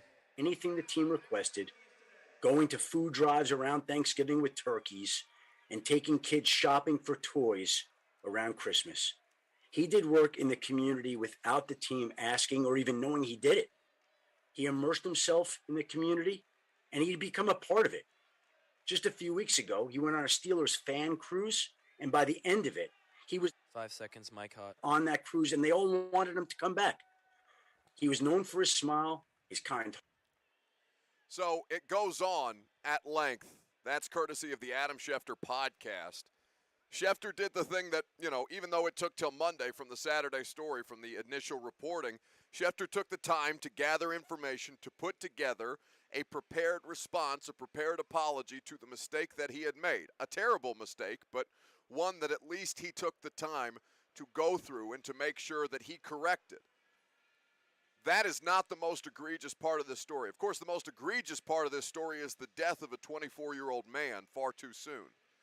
What happened, though, in real time, when Gil Brandt, who is an NFL Hall of Famer, a longtime Dallas Cowboys scout, who is considered one of the people on the forefront of talent scouting in this industry, somebody who is recognized as one of the most respected and revered voices in the business. Lucas, if you can look up for me how old Gil Brandt is at this stage in his life, because he's still doing interviews on a regular basis, like the interview that he was in the middle of doing when the hosts broke it to him that Dwayne Haskins, the former Ohio State quarterback, had passed on. He turned 90 in March. So he's 90 years old and still in high demand because of his reputation as being one of these people, a literal Hall of Famer in the NFL. Please listen to Gil Brandt's analysis when the hosts of this, I don't know if it's a radio show or podcast, bring up to him that they've just learned of the tragic passing of Dwayne Haskins. And tell me this doesn't piss you off. Got to know the young man a little bit, but also scouting standpoint, you analyzed him over the years at Ohio State and coming into the league with the Washington Commanders and then going to the Pittsburgh Steelers. Obviously, it's a terrible tragedy, and And what wanted your thoughts on that, and also on the player, because you did chronicle his career very closely. Well, Dan, I hate anytime anybody is killed or anybody dies. But he was a guy that was living to be dead, so to speak. They told him don't, under any circumstances, leave school early. You just don't have the work habits. You don't have this. You don't have that. What did he do? Left school early. I always can remember this.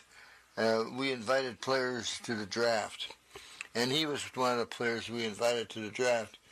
And we were told, no, we're going to have our own party. His own party was a party at the bowling alley, charged him $50 to get into the bowling alley for his party. It was always something, It's one of those things. I'm never offside, but they keep calling me for offside. Is what it is. So, it's a tragic thing. Anytime anybody dies, it's tragic. And especially when you're 24 years old and you got your whole life ahead of you. But maybe if he'd have stayed in school a year, he wouldn't do silly things. I mean, when you're jogging on 20. On a road like that leaves it open, because I tell you,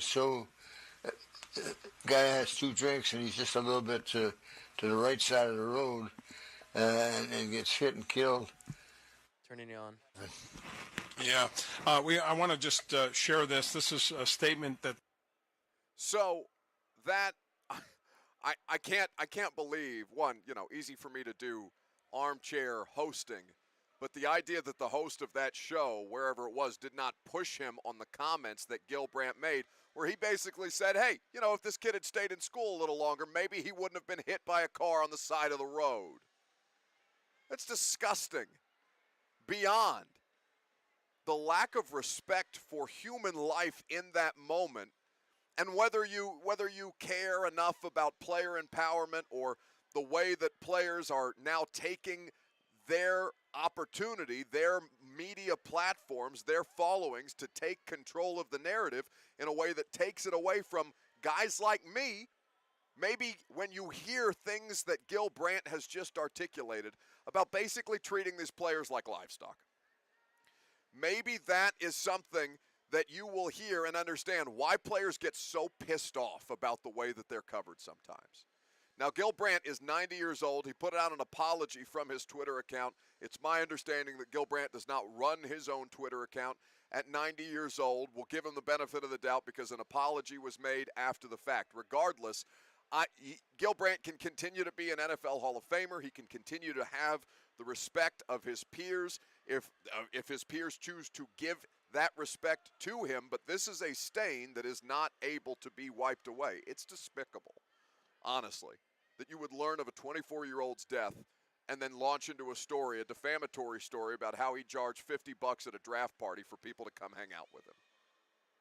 615-737-1045 is the number. Like, this is one of those things. I'm not, you people deal with this with their parents or their grandparents when they get to be a certain age. Hey, at what point do we start to tell grandma or grandpa that they can't drive anymore? I'm not saying that somebody needs to take Gil Brandt's microphone away from him, but I'm not saying it wouldn't be a bad idea. When we come back, we can get your phone calls on this, 615-737-1045. We're broadcasting live out at Geodis Park. We're expected to be joined by Ian Ayre, CEO of the Nashville Soccer Club, and time to take some phone calls as well. I'm Buck Reising. It's 104.5 The Zone.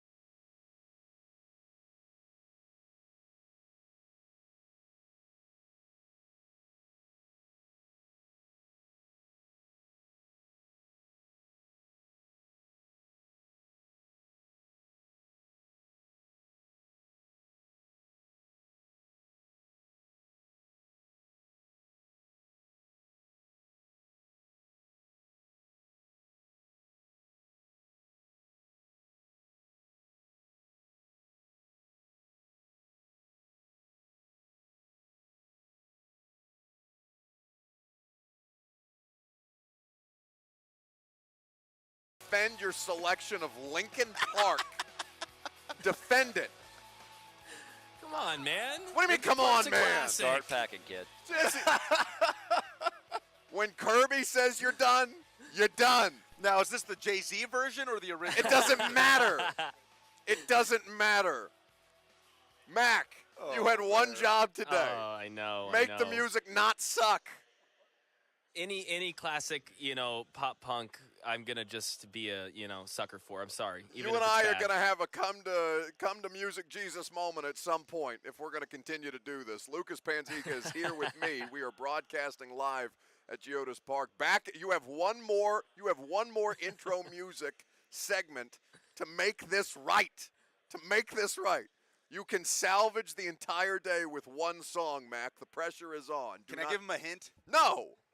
No, I'm I'd like just to throw gonna him a bone here. You cannot program for him.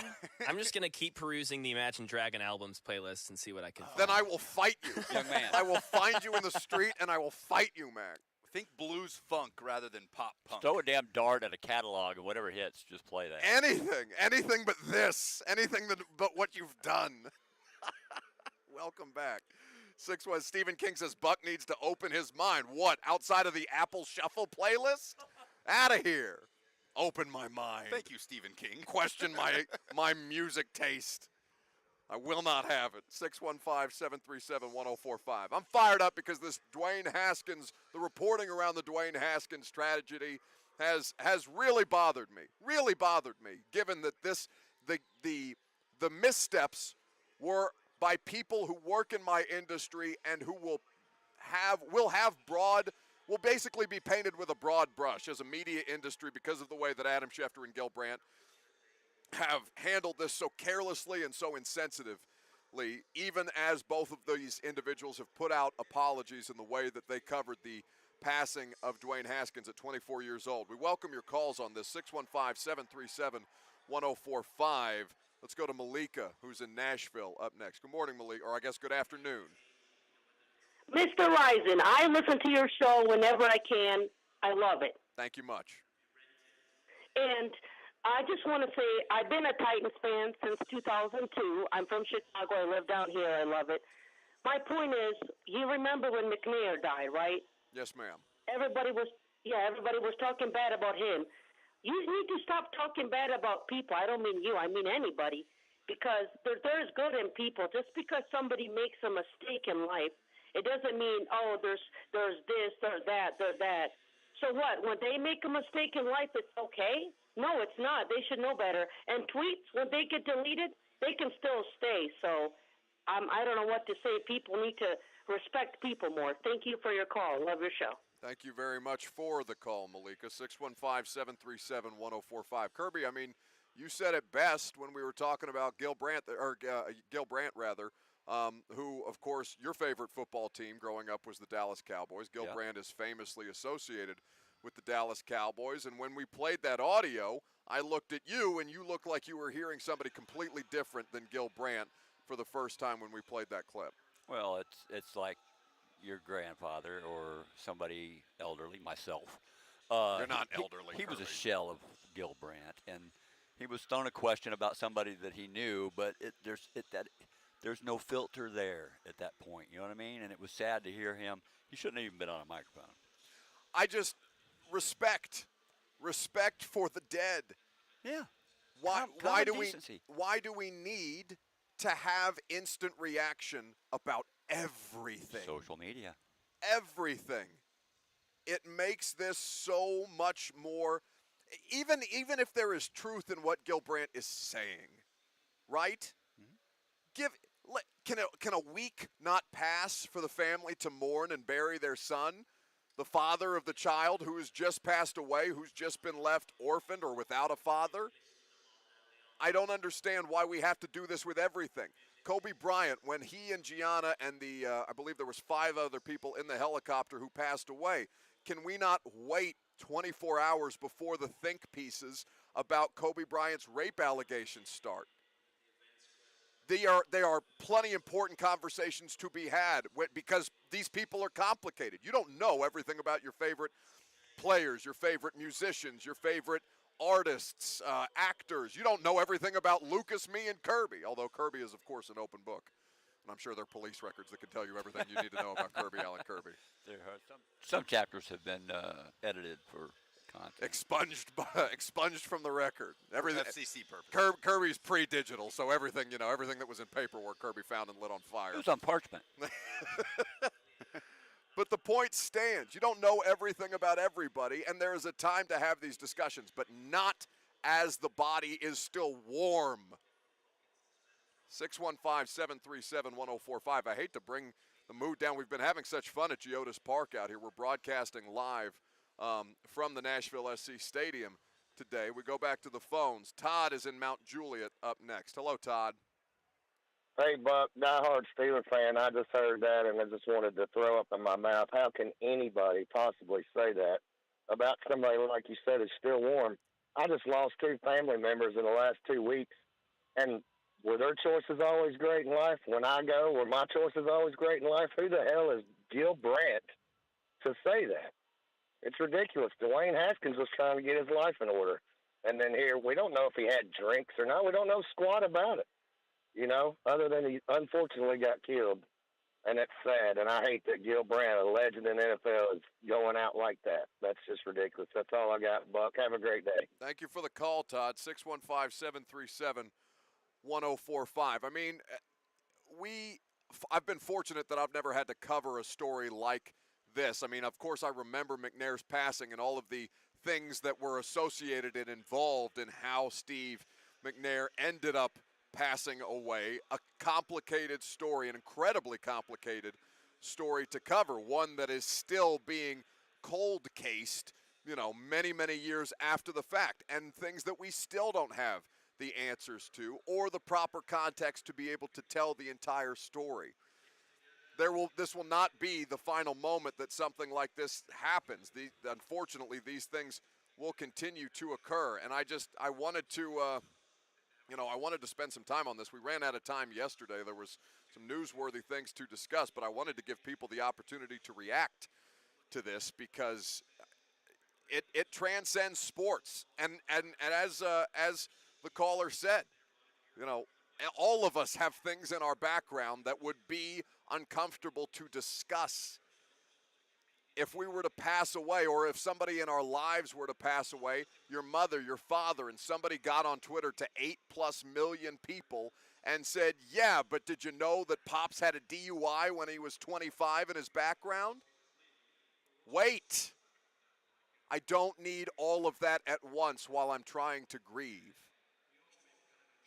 Robert is in Nashville up next, and then Tony Husband is going to join us, and we'll get back into lighter fare. Go ahead, Robert. Hey guys, how you doing? We're well, thank you. Hey, I've been a Washington fan since 1972, and so I really was pulling for Dwayne. I don't think Washington gave him a fair shake. They beat him up about taking a picture with a fan at the end of a game, and that he bought a Bentley when he got his rookie thing. Man, these people work so hard. I mean, can you imagine the dedication it would take to even be considered as a first-round pick in the NFL?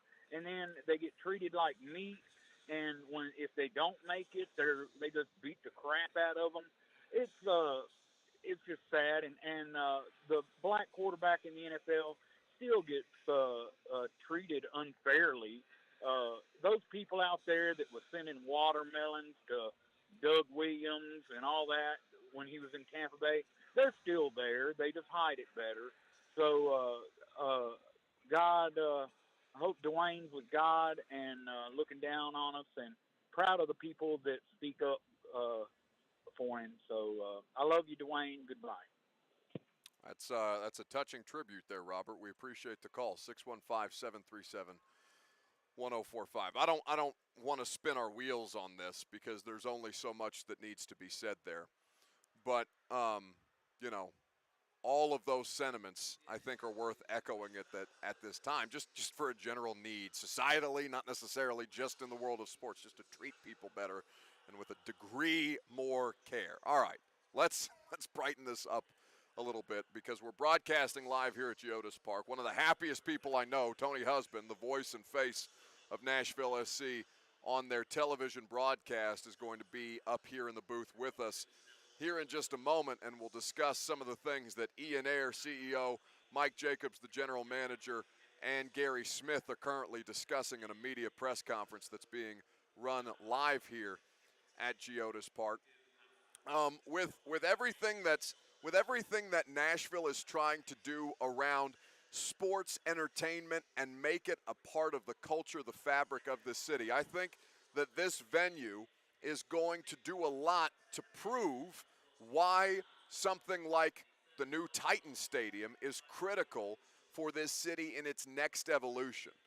We talked yesterday about, just eulogizing a little bit old Nashville haunts, things that have been institutions here. Joey's House of Pizza closing down, the Mercy Lounge, which Lucas and I were at on Saturday to see one of the final shows that will be held there, a live music venue, a place where so many big-name bands have come through, have played, have made a name for themselves, probably getting ready to get turned into condos, a parking lot, or a high-rise because it's right down there in the Gulch. And sure, we could use more high-rise apartments in the Gulch, right, Kirby? He's cussing under his breath. But as the city moves into the next phase of economic growth, these venues will be a key part of it. Now, the financial sustainability of building new stadiums and having it be publicly funded, that's going to be the primary difference. That is the primary difference between Geodis Park, what is happening with the NASCAR track at the fairgrounds, and then what will eventually come, what it will inevitably come, it feels like, for the new Titan Stadium that will be host to these venues. But as we see this evolution in real time, I think this is going to be a fascinating case study for the success of what Nashville will be in its next phase. Now, I know that probably irks some people who hear that. I know that probably bothers some people with the idea that, why does Nashville need to evolve? Why does Nashville need to change? Well, at a certain point, you cannot stop progress and the amount of money that people are wanting to dump into this city and the amount of people who are wanting to come to this city for events, for concerts, for live shows, for sports, for all the different things that we offer and that we do so well. Geodis Park is going to be a big feature in this moving forward and something that I think is going to be fascinating to watch in the years to come. Buffalo. Where is Buffalo calling us from today? Constantly on the road. Buffalo, what part of the world are you in, or rather, what part of the state? Lebanon. Excellent. Lebanon. Hey, look at where we could be sitting. We could be sitting in some condos at the fairgrounds. That's I right. don't know how many years ago, but they tried to sell the darn fairgrounds out from under us. It's a wonderful thing that the state fair landed out there in Wilson County. That's a heck of a fair, to have going on. You got your racetrack. The Nashville Lawn and Garden Show put on an awesome lawn and garden show this year at the auxiliary buildings, and there's quite a bit of parking. We just have to work out how you get there and how you get home, and everybody be safe. And if you're going to drink, use your Uber and your Lyft. That's what I'm going to do, not risk anybody. But hey, I can't wait for a fantastic. See that guy from Panama? Come on, my wife is from Panama. I've been to Panama like 10 times. I love it. Y'all have a good show. Thanks for the call, Buffalo. Safe travels wherever you are. That sounded like he hung up a landline, didn't it? It did. What the hell is that? I really hope Buffalo called us from a landline. But he's not in a landline. He's in a car. I heard a receiver hit a cradle. He might have a car phone. Kirby, that's a foreign noise to people under the age of what? 30, basically. Heck, I don't know that anybody could make a call on a phone that was tethered. Do people still have the actual receiver connected to a I don't even know what it's called the base unit, and then you have the receiver and the cradle. Thank you, the cradle. Do people still have those in their cars? Well, I God, hope so. no. Buffalo in their does. cars? That's a whole different generation. That was a television thing when you saw the phone extension. Even when you had mobile phones, they didn't have a phone on a cradle in their car. They might have had a unit that it snapped in. But like you're thinking of 70s TV when they would like pull a telephone receiver out of the console I'm of their thinking car. of plaster-style sports talk radio. We've got Bill on a car phone. Well, yeah. Well, of course, George. I can't do a good George A impression. cell phone. Bill on a car phone. That was a cell phone. He also phone. you pre-WIFI. All right, Lucas says we need to play the breaking news sounder. Mac, give it to me. Breaking sports news on 104.5 The Zone. Front Office Sports reporting a congressional investigation of the Washington Commanders has identified a troubling, long-running, and potentially unlawful pattern of financial conduct. The allegations were sent to the Federal Trade Commission today in a 20-page letter. They go on to say for over a decade, Commanders executives may have withheld millions in refundable security deposits owed to customers upon the expiration of seat leases. According to info obtained by the HOC, the team may have already taken steps to prevent customers from collecting these deposits. Who's reporting this? This is Front Office Sports. Front Office Sports. Also, over the course of a decade, the Commanders allegedly maintained 2 sets of books. One that was shared with the NFL, but underreported certain ticket revenue. Another internal set of books that included the complete and accurate revenue and was, quote, shown to Mr. Snyder. Danny Snyder's out here with shadow logs, kids, and See ya. here's the deal. Here's the deal.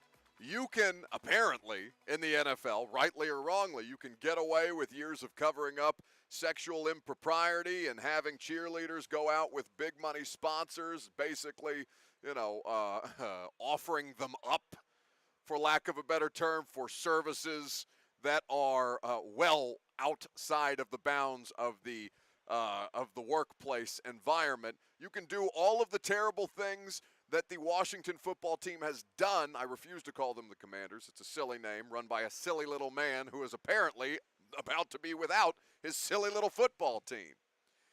Once you start stealing money from the other owners, Daniel, you're banged. You're done, son. This is how it ends. This is the one thing. This is the one thing that is going to see Daniel Snyder have his football team removed from him, and it is by far and away overdue. If it happens to come from one of these investigations, because Congress was not satisfied with Roger Goodell basically saying, yeah, for the sake of the victims in this report that we're doing on the sexual improprieties of the Washington football team, long-running and long-standing, we're not going to disclose all of the information in the report. All right, Raj, get out the way. Turns out he's stealing money from the other owners. Now you got to open up the books. Now you have to have meetings. Now all of your dirty laundry is going to be aired, and now the owners are ganged up against you because you're taking the money out of the billionaires' pockets. And turns out they don't like that too much. But of all the things that could undo Washington and Daniel Snyder, it's going to be cooking books like Marty Byrde and Ozark, like an underground crime organization. That is what's going to do him in. I mean, that is just unbelievable. You know what they call that, kids? Sweet, sweet justice. When we come back, last call for phone calls. We'll update some polls. I don't know if Tony Husband is going to join us. Lucas, do we have an update? Tony Husband, we are going to run out of time before Tony Husband is able to make his way up, but we will talk to him soon. A pity. We'll do that another time. And a parking update on Geodis Park. Spicy. That's next.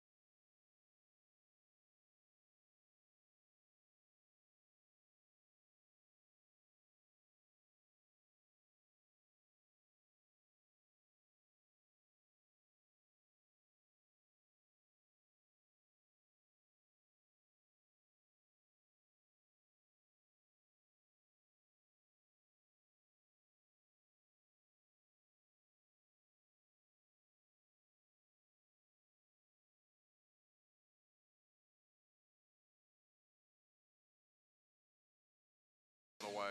We're live at Geodis Park. How about some range, Buck? Come on. O'Malley, radioactive, now beyond the sea. I mean, come on. I don't want range. I'm not looking for range. I'm looking for a common thread. You don't understand how this affects me. This affects me deeply. The music should not have this kind of hold on me, but it's very how the music goes on any given day. Ask Lucas. It's very, very much tied to my mood. Now, when I'm angry, it ends up being a better show, which is unfortunate. Not great for my blood pressure. My doctor advises against it, but you know, these are the professional risks that we take. How would you say this has gone today, Mac? Give myself like a B+. All right, excellent. it's great self-awareness. I'll say swimmingly. Yeah, that's because you're out here and not back there. Very happy for you. No, we've had a lot of fun. Many thanks to all of our great guests who have sat down or joined us by phone. You can check out the podcast. It's the Buck Reising Show.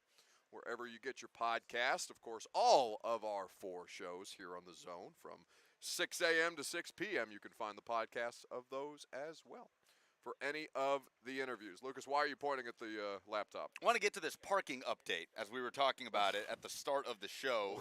Nashville Soccer Club CEO Ian Ayer held a press conference alongside General Manager Mike Jacobs and head coach Gary Smith. Teresa Walker covering the presser as she covers every sporting event that happens within the confines of the state of Tennessee. Quote, parking the first few matches might be an issue. Okay. Once Geodis Park does open, the club has 5,000 parking spots that it controls. So if you can, catch a ride to that May 1st opener against Philadelphia Union. That's a PR safe version of get a lift to the opening match, kids. That sounds like it's going to be the case. So if you're just now joining us, we had breaking news in the middle of the last segment. Dan Snyder is now officially under investigation, or has been under investigation by the United States Congress. They have found him. They have found several things that have been problematic that have come out of the investigation. One, that Dan Snyder is using shadow logs, basically to fudge ticket revenue, gate revenue, basically the amount of money that all NFL owners rev share. So Dan Snyder is taking money out of his colleagues' pockets. G from T-Town writes, all that evil, talking about Dan Snyder, all that evil only to be taken down by creative accounting. Indeed. Unfortunate. All right, Mac. Now, this is going to be the final test that you've given yourself a B+ on. I suppose I'll provide my grade by the time the show ends. Which poll open you select is going to define how your day went. Give me the polls. I don't know who you are, but I know what it's time for. He blew it. A poll update on the Buck Reising Show. What do you want Here's from a him? young man Star with a very Wars. particular set of skills. With the final numbers, here's Buck Reising Show correspondent and producer, Lucas Pansica. Now, quick, take Liam Neeson to the club. There it is. There it is. Bravo. Presented by Two Rivers Ford. Custom order any new Ford from Two Rivers. They will deliver it to you when it gets manufactured. Who are the winners of the weekend? Kenneth says it is the Tennessee Athletics program, according to a release from the University of Tennessee. Yeah. Tennessee, the second Division I program to ever reach number 1 in football, men's and women's basketball, baseball, and softball. So that is quite the accomplishment for the University of Tennessee. Now, I don't know if Texas is the kind of company that you want to be keeping. That is the only other program that has accomplished those things. It speaks to relevancy from a different time, although you are more and more relevant, at least than you've ever been, as far as all 3 major revenue-generating sports are concerned. My winner of the weekend, frankly, I gave it to myself. You know, I took a victory lap because I never leave my house. I went to 6 different appointments, 2 of them involving sport on Saturday, so I gave myself the winner of the sports weekend. Steven also gave it to you for getting up early Saturday and excellent. being everywhere. Brad says Scottie Scheffler. He agreed with me. Rick says the Masters in general for all the F-bombs that we were privy to over the weekend. The F-bombs made us feel like Tiger was back for a fleeting moment, and then, the physical ailments were only so much that he could withstand. But it was a great weekend for non-football season between the Masters, hockey, the NBA playoffs on the horizon. Nashville SC getting a match in there as well, off to a pretty solid start given the fact that they've been 8 straight on the road and will come here on May the 1st for their home opener, here being Geodis Park, where we are broadcasting live. Who are the losers of the weekend? Rick says the Masters for all the F-bombs that were shown over the weekend. I'm sorry to have offended your delicate sensibilities, Rick. Ken says the Lakers for what they did to Frank Vogel, coached them to a title under a quarantine pandemic less than 2 years ago, and promptly shown the door via Twitter, and LeBron's ego also steered them through the tragic loss of Kobe and Gianna Bryant, which was early 2020, right before the pandemic. Yeah, that's so loser of the sports weekend would, at least my selection, was Cam Newton for believing that women are things, women are objects that are put there to make sure that they can satisfy a man's needs. Bravo, Cam, you idiot. What is the playoff ceiling for the Memphis Grizzlies? Skill Forever says they have shown all year they can compete with the best. If Ja doesn't try to do too much and get exhausted in the playoffs, we have a chance at the whole thing in full health. That's the second best team in the Western Conference. They have not been slowed down very often, and Ja Morant now getting at least getting his feet back under him a little bit the other night against the Pelicans. They didn't need him to finish out that game. They had a franchise record as far as scoring was concerned in the third quarter. Blew that thing open, put up 141 points. I'm excited to see Ja in the postseason, and I'm excited to have everybody watch Grizzlies games with us because maybe, just maybe, that will get some of you to care just a little bit more about Ja Morant. Derek says, I'll be disappointed if we don't make the West Finals. Brad says, I think they can take the Suns to game 6 and 7 for a legit shot to make it to the NBA Finals. That'd be swell. I'd love to see it. We didn't get to this today. We will push it. But how many years do the Titans have left with Derrick Henry? 49% say 1 to 2, 39% say 3, 12% say 4 or more. That's a good tease for tomorrow. I'm going to tell you how much longer I think the Derrick Henry era in Tennessee is going to last. We'll have that discussion tomorrow. It's a nice thing about this show when we have too much content to get to and we have stuff to discuss later in the week. What is the best stadium experience you have ever had? As we broadcast live from the brand new Geodis Park, home of Nashville Soccer Club. Few shout outs for Nashville establishments, Adelphia Coliseum back in the day, 2000, 2001. Preds games in the suites. Mikey says the best moment I've been at was the MSU Notre Dame fake field goal game in overtime in 2010. That's a lot of good ones. Fortunately, I've seen a lot of them just from a Titan standpoint. I've seen a lot of incredible home atmosphere environments at Nissan Stadium this year in their path to the 1 seed. Unfortunately, the playoff did not go the way that they wanted it to. Those the polls? Those are the polls. That's the show, kids, for Kirby Allen Kirby, Rich Ferris, Will Bowling, Mac Morey, Lucas Panzica. I'm Buck Reising. We've had a lot of fun today. Blaine and Mickey are going to continue that fun because they are coming up next.